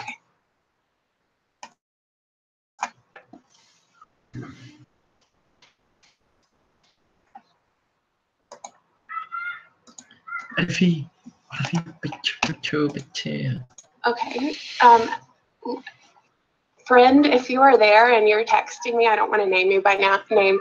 If there are any outstanding questions that you see, will you let me know? And I will continue down the satanic explanation route before I move on to the next topic and answer those questions. But the person who made this video about me, wherein he took issue with my demeanor in a certain video, I think it was the YouTube pedophile ring video, and he took issue with my dress. He said that I blinked too much in my video, so that must mean I'm lying. It doesn't mean that. I wish it meant that, but it doesn't mean that. I have anxiety. Like, I actually have. I'm an anxious person. I get too revved up on caffeine, and oh boy, I'm blinking and like twitching, you know. But the video that said that I was blinking in, I had just seen children expose themselves on camera where they were re-uploaded under some person's name, and they had specific times time-stamped throughout the video where you could see the child exposed, whether it be their underwear or their bare chest while they were doing flips or whatever. So seeing that, it really disturbed me, and I just made a video off the cuff of my reaction. And I'm sorry if that came off emotional, but I mean, I wasn't like emotional crying. I was just kind of mad. Like I was pissed off about it because I can't believe, and now I can after having a little distance between that point in time last week and now, that YouTube allows that kind of content on the website. Whereas if I upload a video saying Pizzagate is 100% real and you need to believe me for these reasons, and by the way, don't do anything violent like shoot up a pizza restaurant, then YouTube will rip me off the internet. But you know, that's okay for other people to upload scantily clothed children doing really sexual things. Do you see where that's an issue? Do you see how that's upsetting? But I had someone ask me who built the table behind me, excuse my stuff, I got a new microphone and stand back there. The table, this was built by a family member, okay? And someone said this is an altar behind me where I do my satanic rituals and like, I don't know, I like kill people on this altar. No, nothing that exciting. And they said this was my crystal ball. Not so much of a ball, is it? So that's, it's just the table. It's just, I don't know, it's just a wooden table. It's like a slat of wood that has some kind of wax on top of it, so it's shiny. And yeah, that's all it is. My house is a cabin. I have a lot of people ask me about that, if I live in a cabin. So here we have cabin decor. And oh, my Aunt Julie gave me the rock lamp thing. That's actually a lamp. It's not a crystal ball, it's just a lamp. And my friend is telling me all of your questions. So I really appreciate you doing that, friend. Someone asked if I've read any food books lately. No. Oh, no, she meant good books. Actually, I'm so glad you asked that.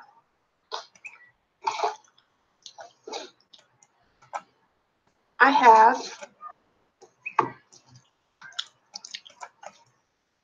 have My Secret Life Inside Scientology and My Harrowing Escape. And that's called Beyond Belief. Has anyone read this?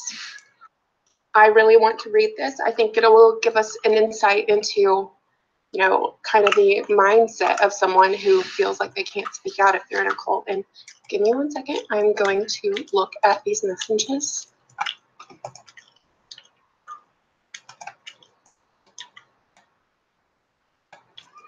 Okay. And I got this for Christmas. It is called Stories in Stone. I do like cemeteries, okay? I like cemeteries. I'm an author.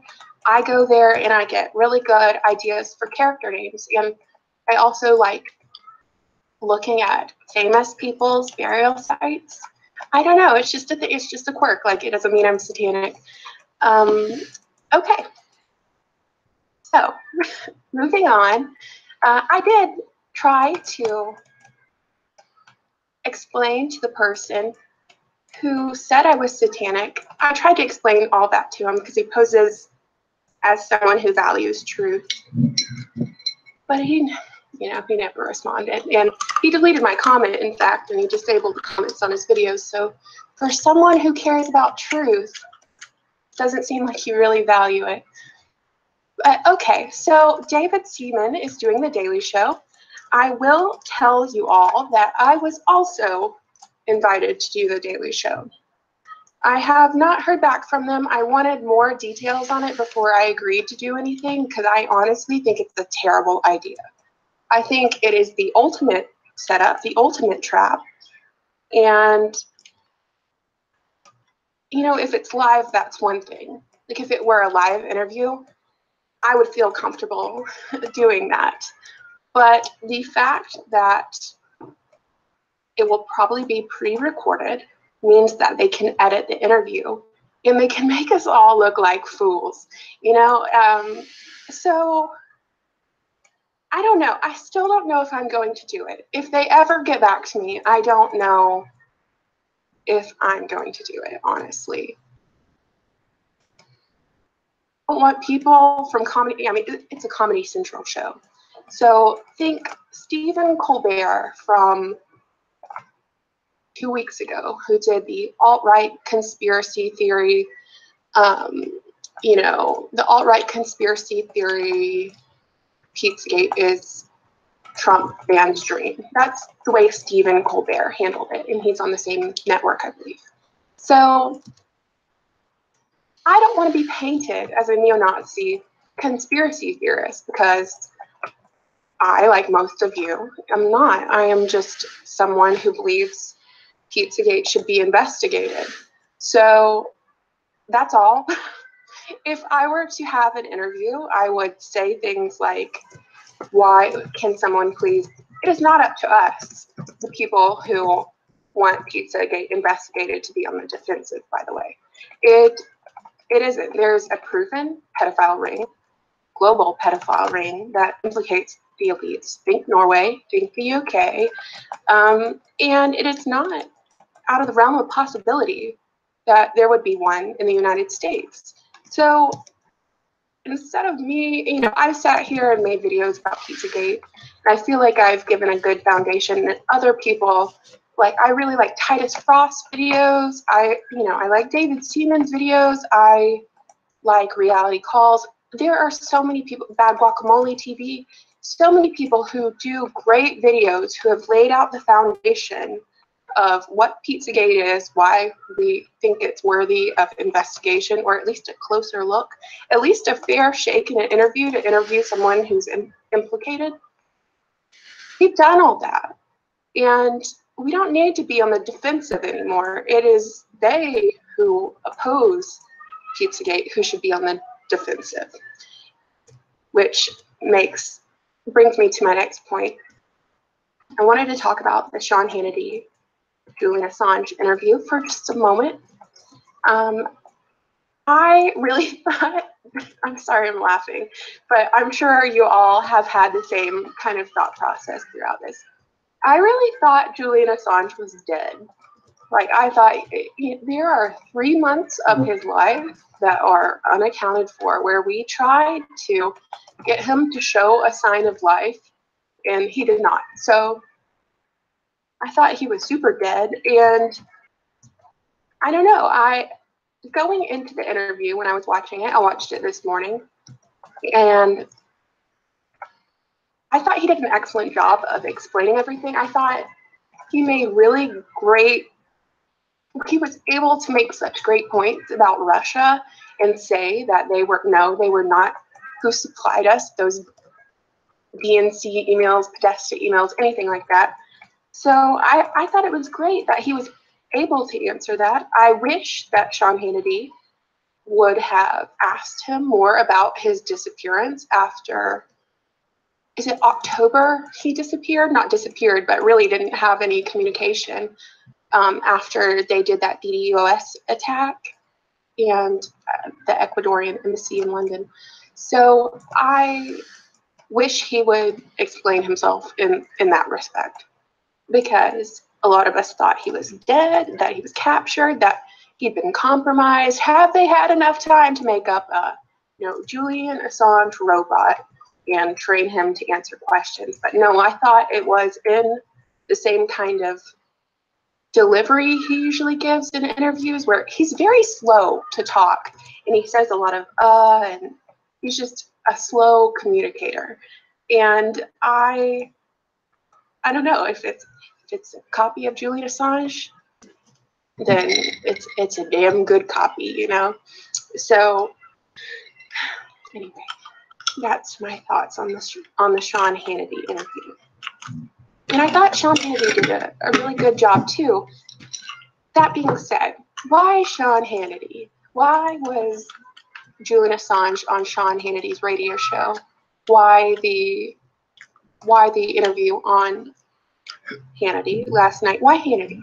Is it because we've lost so much? Is it because we've lost so much respect for mainstream media that Sean Hannity poses himself or presents himself as an outsider? And to the normie people, yeah, he is an outsider, but to everyone who's been paying attention, that mainstream media are truly outsiders. They may present themselves as such, but they're really not. I don't know. I've kind of been wondering why Sean Hannity. Obviously, if Assange did his interview on CNN, they wouldn't give him a fair shake. They'd probably like turn him in after the interview. And here's your jail cell. That I can understand. I'm just curious. And I do believe WikiLeaks is 100% legit. Or was. I'm torn on whether we can still trust WikiLeaks after Assange's disappearance. Let me know how you feel about that. Can we? Can't we? I don't know. So I'm seeing that a lot of you feel strongly about me not being on the Daily Show. I feel like it's conversing with the enemy when I do things like that. So I don't know. I don't feel like there's ever a good way to really be on mainstream media and present an opinion that is not mainstream, especially with this whole, is it the HR, what number bill is it, about fake news and Russian propaganda? I mean, if I show up there, will I be suiciding 2 shots to the head? You know what? I don't know. I don't trust anything or anyone really. So that sounded bad, but it's true at this point in my life. So next point, I wanted to talk about trust as it relates to what are our trusted sites for Pizzagate resources. I have been using Vote since Reddit's Pizzagate subreddit got banned, and I am losing faith in Vote. I'll tell you why. Separate from the issue today, I'll tell you why I've been kind of wary of Vote. Okay. So do you remember the other day when they had the webcam from video post that was like, it was a person kind of doing the whistleblowing on the webcam from? By the way, I don't have an account on Vote. So if you've tried to find me on there, I'm not on there. I just lurk. Okay. So do you remember the webcam from post where it stated, hey everybody, if you type in webcam from on the top of the YouTube search bar, you'll get all these sketchy videos of kids showing their underwear and spreading their legs. Yeah, so okay, the moderator of Vote, like you can mark it with certain tags or whatever, and they marked it as debunked. And why? I understand it doesn't have anything to do with Pizzagate, not directly, not really. And I can understand why they wouldn't want it on their Pizzagate forum, but why mark it as debunked when it is, you can just go to YouTube and Google and see it yourself. Okay. That's reason number one. I can understand how somebody could say it's debunked as well, because there's an application that allows you to upload these webcam videos that titles the video as webcam from direct to YouTube. But that is a separate issue from having these webcam from videos taken from an innocent child's tablet, re-uploaded, time-stamped for the specific time where underwear chests are exposed, and then monetizing the video. Do you see how that's like a separate issue? I can understand a child being a child and not knowing that those videos are uploaded, or even purposefully uploading the videos, but there is a clear disconnect between videos being uploaded, monetized, time-stamped in a business email associated with the account. Children don't do that. So that was my point. And I don't think it was debunked. I just don't. Okay, so the other issue is, did you see, I'm going to mispronounce this, and people are going to hate me for it, but I'm going to say it. Okay, so the DynCorp, that whole post, as it relates to Pizzagate and John Podesta, Hillary Clinton, there was a post about that on Vote, and I still haven't seen it yet. It was a huge post. It had like 400 comments, and I believe, 600 upvotes or something. It was deleted by a mod. Why? That was a big smoking gun for Pizzagate. Why was it deleted by a mod? How do you become a mod? What? How do you vet mods? How? You know, are we getting like infiltrated by shills on the Pizzagate vote? I don't know, but it seems that way. It seems that way, and I saw all this drama about the vote being attacked through like a DDoS attack. Sketchy. Okay, so I've seen lots of posts deleted where they were relevant and significant posts, but they were deleted. It makes me feel like the moderators on Vote are not allies. Okay. Does anyone else feel that way?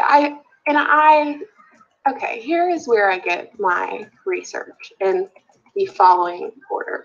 I have it here on me. I get my research from Reddit, subreddit, Conspiracy. They seem to have all the most highlighted Pizzagate posts, but I'm also skeptical of them because you have to be on a forum. We already know how Correct the Record works. They use forums and they will infiltrate because they have endless numbers of accounts, especially on Reddit, and they will manipulate the public opinion by upvoting their own opinion with all these accounts. So you have to be careful about that on public forums. Another resource I use, and I feel sketchy using this because it's truly the armpit of the internet. Love you, 4chan, but you are the armpit of the internet. I use 4chan a lot. They will often have threads, and a lot of it is just people calling other people the N-word. And then there will be like someone like the FBI anon person who comes in on 4chan. You just never know what you're going to get on 4chan. So I go there. I use a bunch of, there's a good Facebook group that I use. And I'll put it in the description later when this goes live. My friend runs it. It's Pizzagate Exposed, something like that. Friend, if you'll text me telling me your Pizzagate group, I'll pimp it out on here. But I really like that because it's moderated, and I know the moderators, and I know they're not compromised. But lots of great discussion on there. Also, when I'm feeling really desperate, I'll go to 8chan /poll. It's like the revved up 4chan. I don't always go there because it's so hard to verify the information when there's not an upvote system.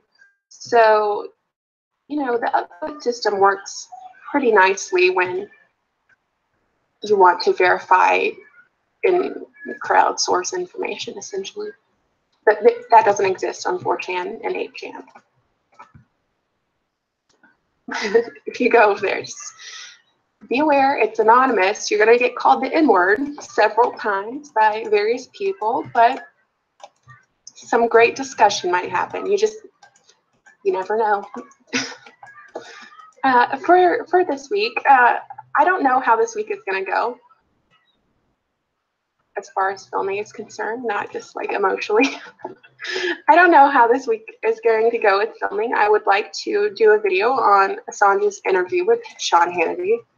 I would also like to do a review on the DynCorp connection because that seemed more interestingly than what was. I haven't delved into it. It all looks very complicated. But I like the drama. I don't like it, but I find it interesting, the drama surrounding the posting of this particular piece of information, as it seems it was heavily censored. So that interests me. I will probably do a video on that sometime in the future. I would like to do a video on Seth Rich and his death. Also, videos on dead Pizzagate journalists. And I would also like to do a video where I condense all the findings in WikiLeaks over the election cycle, Podesta emails, Hillary Clinton emails, in under 5 minutes, which is going to be a real challenge, but I'm you know, I'm like, yeah, I'll do it. So that's what filming looks like for this week. Daily show, probably not. Unless they're like, we're gonna do it live, I'm not going. I'm not doing that. I'm sorry, I won't take one for the team. Not doing it. If anyone who's not mainstream media wants to interview me or do whatever, I am so happy to support you. I would love to be a Pizzagate person on your show. Would love it. But it's very hard for me to support mainstream media at the moment because they are the enemy. Okay.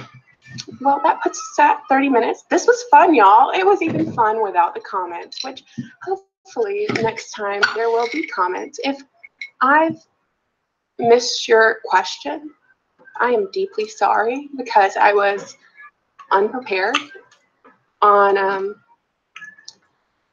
let's see. Okay, I've got another question on here. Thank you for sending me these questions via text. Okay, what do you think of WikiLeaks threatening to sue CNN? I had not heard that, but I would assume they're suing CNN for slander, saying that WikiLeaks colluded with Russia to get these emails, and it was not true. You can't say untrue things. I mean, that's fake news, isn't it? Shouldn't you be prosecuted for spreading fake news, right? Especially as journalists. You should know that, journalists. But you can't spread that kind of thing. Is that why they were, WikiLeaks were threatening to sue CNN? WikiLeaks hasn't been proven wrong or their information invalid over the last decade. So to slander WikiLeaks when they pride themselves on releasing truth and never releasing the source, that would be a big character attack, and I can see why you would sue. Okay, let me just read through these questions real quick. Okay, someone heard a rumor that you were banned from YouTube. No, I'm not banned from YouTube, not yet. I video flagged rather recently, which was the DuPont Tunnels video, where it said I violated privacy of someone. Slander for calling Assange a pedophile. There you go. Yeah, and that he explained that it was untrue and charges had been dropped elsewhere, but not in the United States. Is that where it's going? Do you think Donald Trump will pardon him?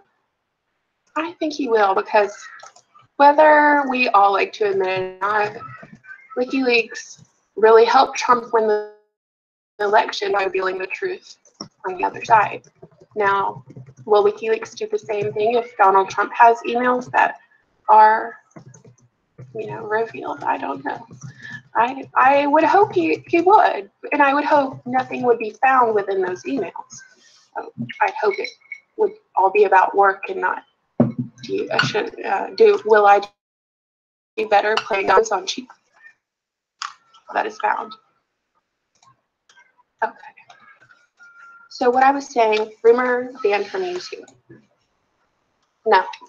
My DuPont Tunnels video did get flagged, but I hope I took the necessary steps in fixing whatever problem the person who flagged my video saw within the video.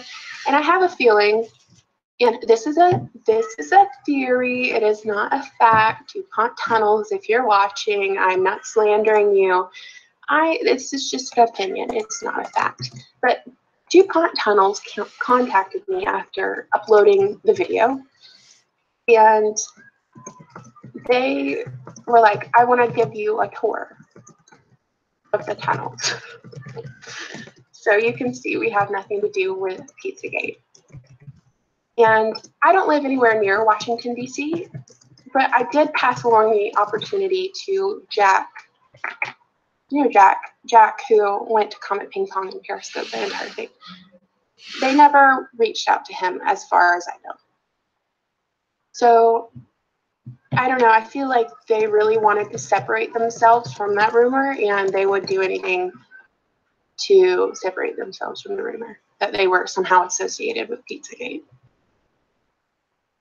But like, just, I never say anyone is directly responsible for any of the information I'm relaying in the emails. I mean, in my videos. I just don't. It's just a theory. We can talk about it. It's called freedom of speech. You can talk about it, okay? So, okay. WikiLeaks threatens to sue CNN over commentator calling Assange a pedophile. I think WikiLeaks should sue. Don't you? I think, yeah, definitely. Sorry, I'm reading. No, I was reading the highlights of the article. Yeah, I think we should sue. Is there any evidence of Assange being a pedophile? Not to my immediate knowledge.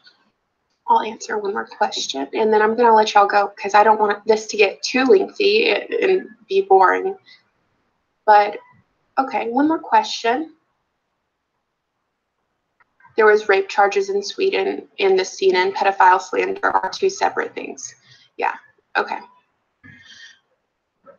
See, I see there's lots of support for the decision not to do The Daily Show. Okay, let me just address The Daily Show and David Seaman. I felt like he was, and I'm sorry if you hear my cat in the background scratching the litter box. Sorry, it's so close here. Okay. David Seaman seems really excited to do The Daily Show, and you know, it is an opportunity to get Pizzagate out there and get your name out there as a journalist and reach an audience you wouldn't otherwise reach. But it is an obvious trap. And if you can't see that, I don't know. I hope he's prepared to be edited in such a way that it will hurt him in the end. Because if it's not a live interview, they are going to edit it, and everyone involved is going to look like an idiot. That's how I feel about it. That being said, again, I would do it if it were live, because I don't think that could happen, and I feel like I could relay a bunch of points, you know, fairly well. But I wish him the best of luck if he does decide to move forward with that. And we'll see how it goes. Okay, Pizzagate exposed. Pizzagate and SRA on Facebook are the groups I use. So if you want to go join those, just plug them in on the Facebook search and you can become a part of the group. Oh my goodness, my cat is too much, y'all. We've just had this cat fixed, so it is like having issues, and it's not an indoor cat. So I'm gonna go now. This ended on a weird note, but thank you all so much for watching and subscribing to my channel and continuing to support me while we hear this cat hack background. So sorry. Okay, thank you so much. I hope you all have a wonderful day, and I will talk to you all soon. Bye.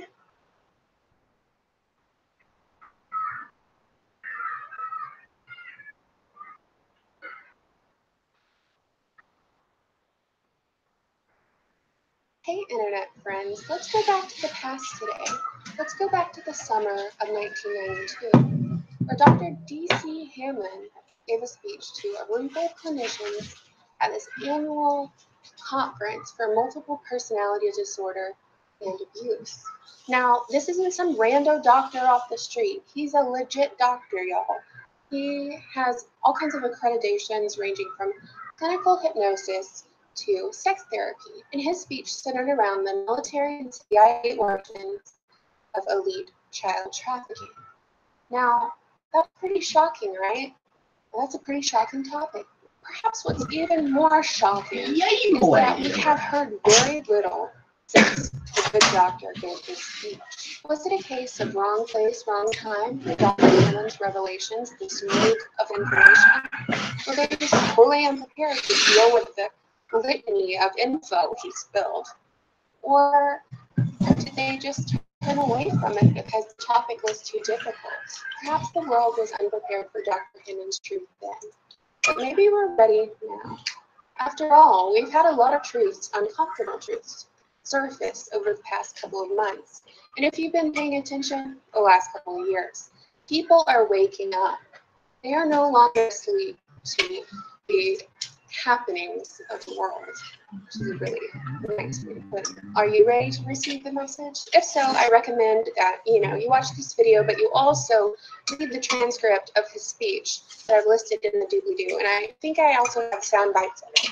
And also, the Outer Dark, and doing my research for this video, they did a really good video on this topic as well, and in a much different approach than I'm about to give you. Dr. Hammond discovered that amongst his patients, of those who had experienced abuse, a good portion of them had experienced mind control programming. Without leading his colleagues to the same conclusion, and these colleagues of his, these clinicians, were skeptical of his conclusion, his clinical peers across the country confirmed the same.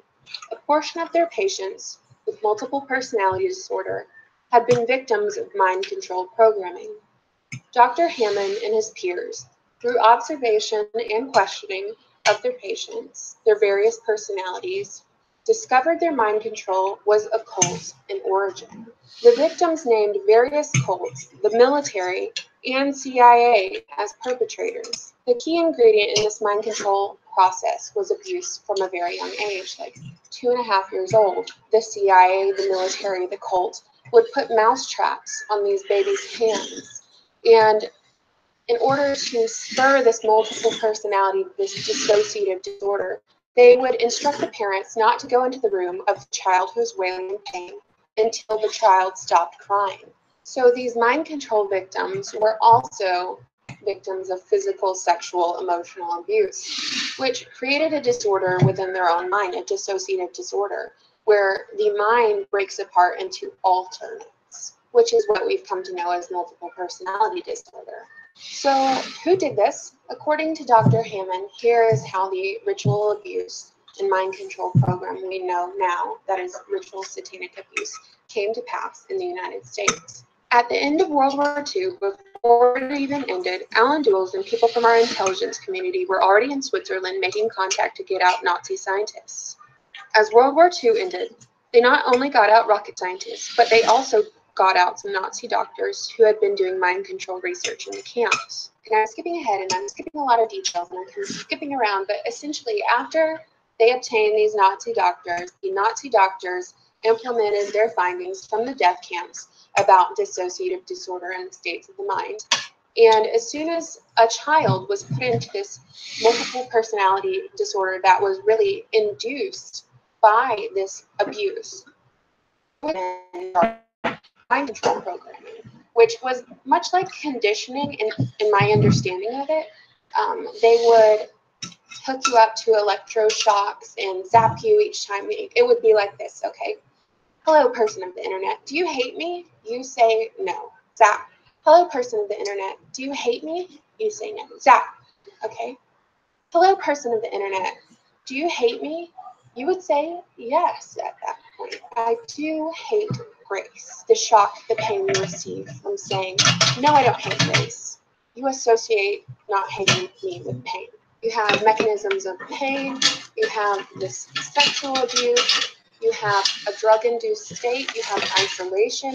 There are many methods to this mind control programming. And a lot of it, according to Dr. Hammond and what his patients reported, happened on military bases. And happened with, all the patients named the same doctor, Dr. Green. So, okay, that seems like a lot of trouble to bring someone into the world and program their mind. It seems very time-consuming, doesn't it? What's the point? Well, since it all revolves around Satanism, the point is to indoctrinate these individuals from the time they are very young to give them a purpose, an evil, what I would deem as evil purpose, to infiltrate society, the upper echelon, and with a specific goal, specific agenda that's been programmed into their mind. And these individuals who are mind controlled, they don't question it. There are triggers, they can be activated. It can be activated to do certain things, like, I don't know, shoot up an airport. According to Dr. Hammond, they're programmed to perform sex acts at rituals. Sometimes they're programmed to target art and culture and seek out where they can be the mouthpiece for these people pulling these invisible strings. You know, so what do you think? I think that was one of the more disturbing reads of my life, Dr. Hammond's speech. But it is truly disturbing to think that there are those people who are just vessels for a truly evil agenda. But heck, I believe it at this point. I really do. I wouldn't have believed it a year ago.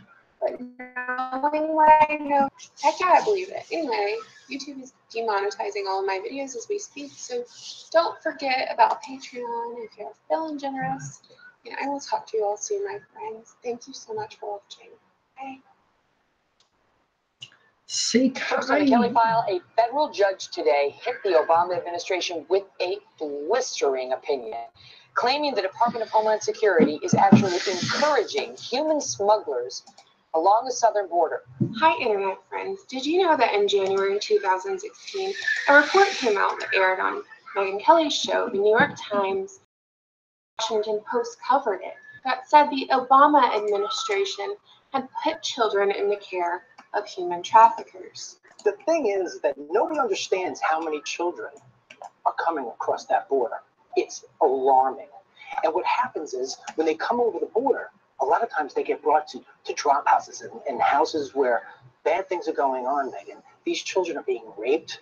They're being beaten. 60,000 kids in the last couple of years caught. You've got the government encouraging criminal behavior. We are actually encouraging it to happen.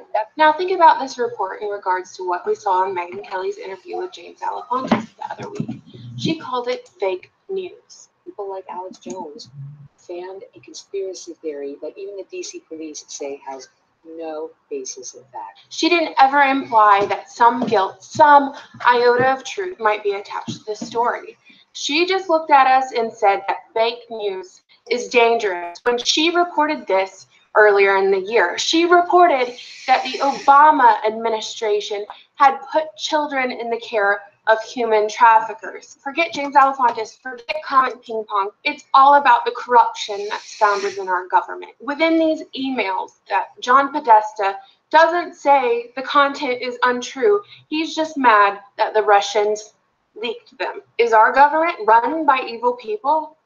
You tell me. With this insane conspiracy idea filled with just lies about this impossible international conspiracy of human traffickers involving Hillary Clinton. The mainstream media, people like Megyn Kelly, have ignored the largest child porn bust in history, which was uncovered by Norwegian police. The year-long investigation, named Operation Darkroom, has so far resulted in the seizure of 150 terabytes of child porn involving young children and babies, with top politicians, lawyers, and authorities implicated in the scandal. Do you know how large 150 terabytes is? That's 150,000 hours of rape being filmed.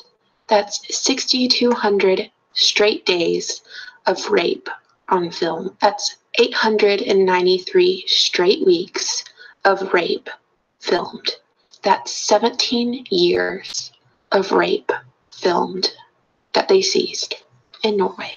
While all this Pizzagate stuff was going on and the media has been trying to cover it up, this huge sex abuse story broke in Norway. The Associated Press did cover it, and the Washington Post did pick up the story briefly on November 20th, but they've since taken the story offline. Why would a Washington Post scrub the story? Why do they keep saying that this whole suspected pedophile ring in the United States has no basis in fact? It's all fake news. It's fictitious. How can you possibly say it's not worth investigating these kinds of stories swirling around us? Instead of listening to the people, the mainstream media rolled out a fake news hit piece from Stephen Colbert, where he basically just makes fun of us. They laugh at us. They call us right-wing conspiracy theorists. They say our tinfoil is on too tight. Our mainstream media is filled with people afraid of the truth being revealed. Ask yourselves why. Why is the truth a threat? Why is the idea of protecting children from criminals one to mock? Hey internet friends, today I want to share some disturbing news with you. It's on a story that even the mainstream media is running with, and it's about former Speaker of the House, Dennis Hassert. The headline reads, Dennis Hassert wants sex abuse accuser to return his hush money. This is a story on NBC News. Let me go ahead and read you the story. Jailed former House Speaker Dennis Hassert says a man who accused him of sexual abuse should return $1.7 million in hush money because he broke his silence by talking to the feds. Now, I have a problem with the verbiage in this first paragraph because if someone is accusing you of something and you pay them hush money, then it must be true. They must be a victim, not really an accuser, you know? Do you see where I'm going?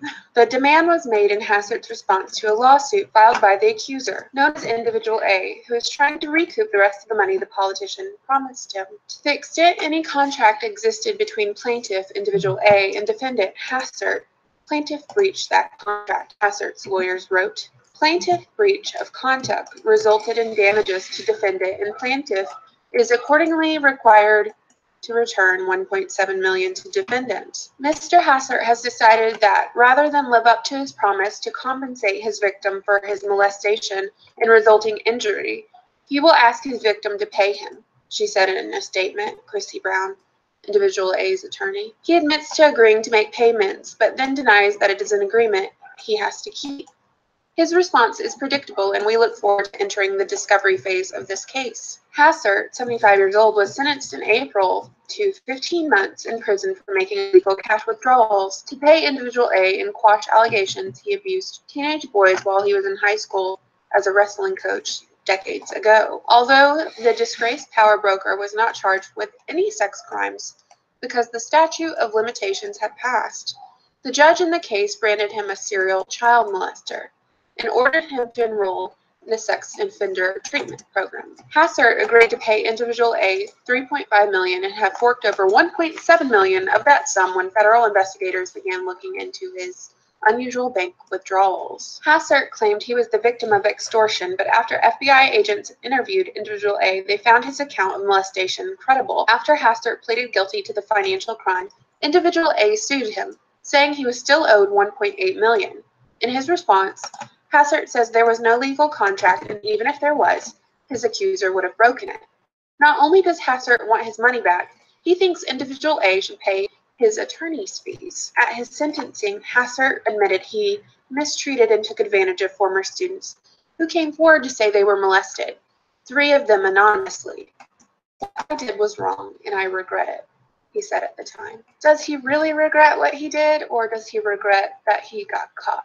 It is just beyond me how this former Speaker of the House wants his victim to essentially pay him for not keeping hush-hush about the molestation. Thank you so much for watching. Let me know your thoughts in the comments below, and I will talk to you all soon. Bye.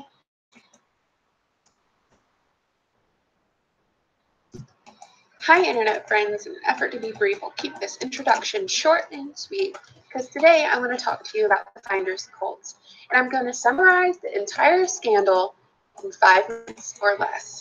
To fully understand what is taking place now, we must travel back to the past, to 1987. A year before the Franklin Credit Union scandal broke, an anonymous person in Tallahassee, Florida phoned police upon seeing 2 men in their late 20s, both dressed in dark suits, traveling with 6 children, bruised and disheveled. They were living out of a van in a park. Of the 6 children, 2 showed signs of sexual abuse, and the men claimed they were en route to Mexico to what they described as a school for smart kids. Local police discovered that these men were part of a cult, a Washington, D.C.-based cult. Finders cult. Townspeople had seen the Finders before. Sightings of middle-aged men in dark suits were abuzz, and witnesses spoke of the Finders following the townspeople home, taking extensive notes and pictures. The Finders were even seen at local council meetings, silent but observant. The Finders scoured local land deeds at the courthouse, getting a better idea of who owned what in the town they called home. When prompted on child abuse accusations, the finders described themselves as having an unorthodox approach to child raising. They practiced communal upbringing, which was virtually free of supervision. Police raided the finders' compound, located in northeast Washington, D.C., and they observed a multitude of children's items, clothing, toys, diapers, yet no children were found on the premises. What they did find were detailed instructions for obtaining, purchasing, trading, and kidnapping children on a global stage, and a sophisticated network for moving children. A video room with production equipment was observed, as well as a satanic altar. Passports implicating embassies and foreign governments were uncovered, and paraphernalia pointing to the finders' interest in terrorism and explosives was documented. What they found next was even more sinister. Photo albums of robed adults and children slaughtering goats, toddlers pulling dead baby goats from the mother's womb, and a goat head presented to a child were among the photos they found. What's particularly curious is that law enforcement reported that some of the finders' cult member names were found in the FBI's counterintelligence files. The CIA took over the finders' cult case due to national security, and as a result, the charges against the two men in Tallahassee were dropped, and the children were returned from state custody, and thus the investigation into child trafficking was blocked by none other than the CIA. Papers stopped reporting on the finders, and the whole scandal fell from public interest. Everyone quickly forgot about the 6 children, but Florida Congressman Tom Lewis didn't forget. He was quoted saying, "Could our own government have something to do with this finders organization and turn their backs on these children? That's what all the evidence points to." And there's a lot of evidence. I can tell you this, we've got a lot of people scrambling, and that wouldn't be happening if there was nothing there. Only years later did the finders cult leader speak out. His name was Marion Petty, an Air Force Master Sergeant. Marion admitted that his wife worked for the CIA and that his son flew for the CIA airline, Air America. Of course, the CIA has denied any connection to the finders. As I said before in the Franklin cover-up video, if we do not learn from the past, we are doomed to repeat it. How many more Franklin cover-up scandals do we need before we learn how to deal with the opposition? Their Achilles heel during the Franklin scandal and the finders cult case was that mainstream media covered both instances to an extent, asking tough questions and giving credibility to the idea that corruption and evil has infiltrated our government. Now the mainstream media doesn't dare question their masters. Ask yourselves why. Is it because the masters have repeatedly demonstrated what happens when you try to get rid of them?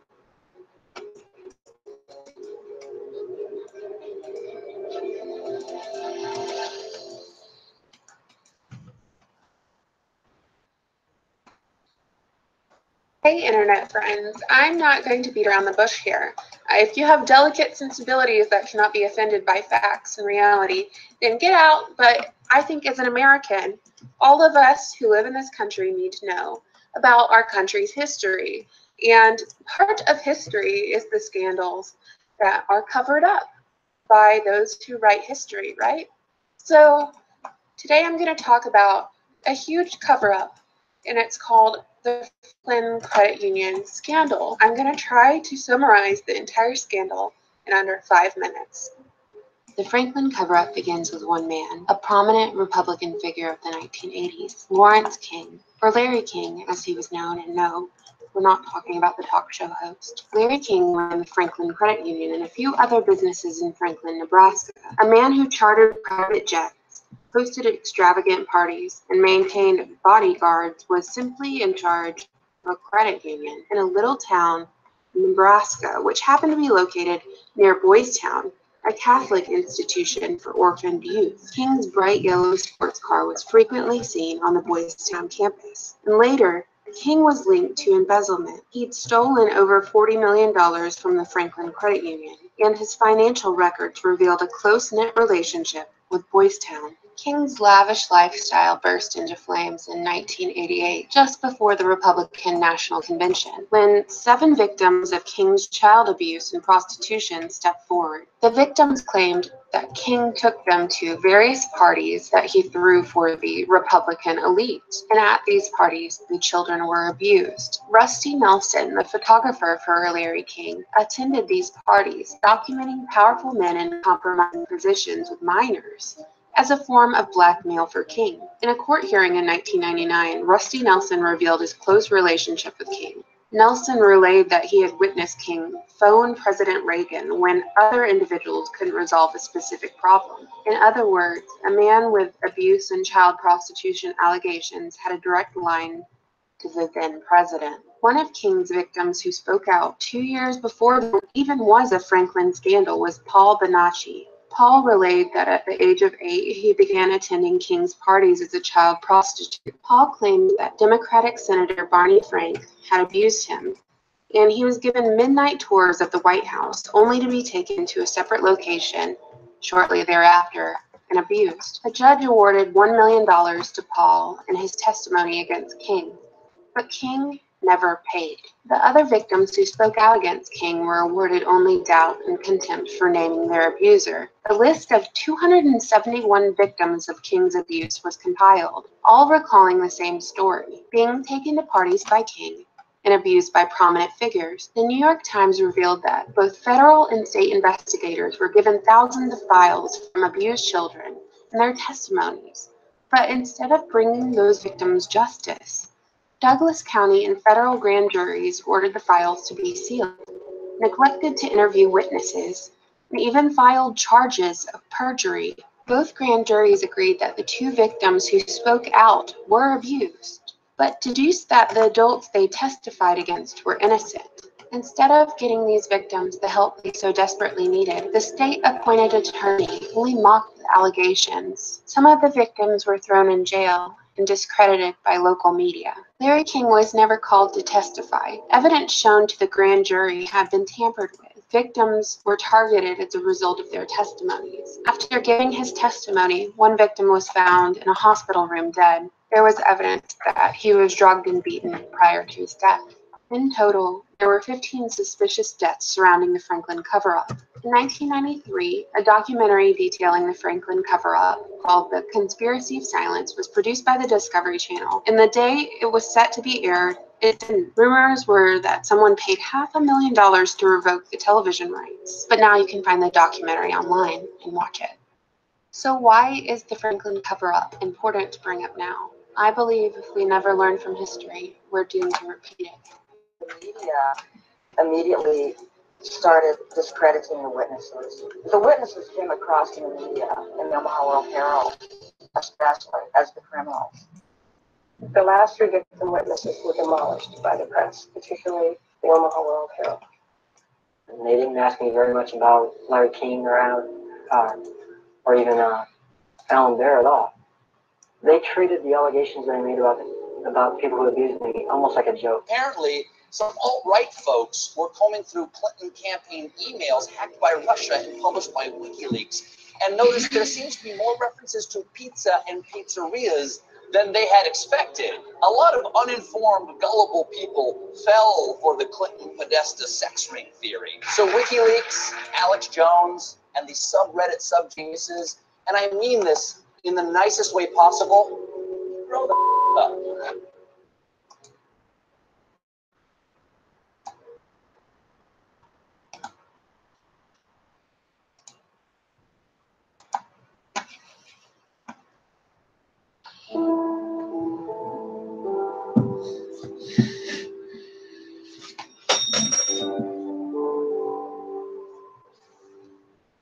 اصلا يا السحر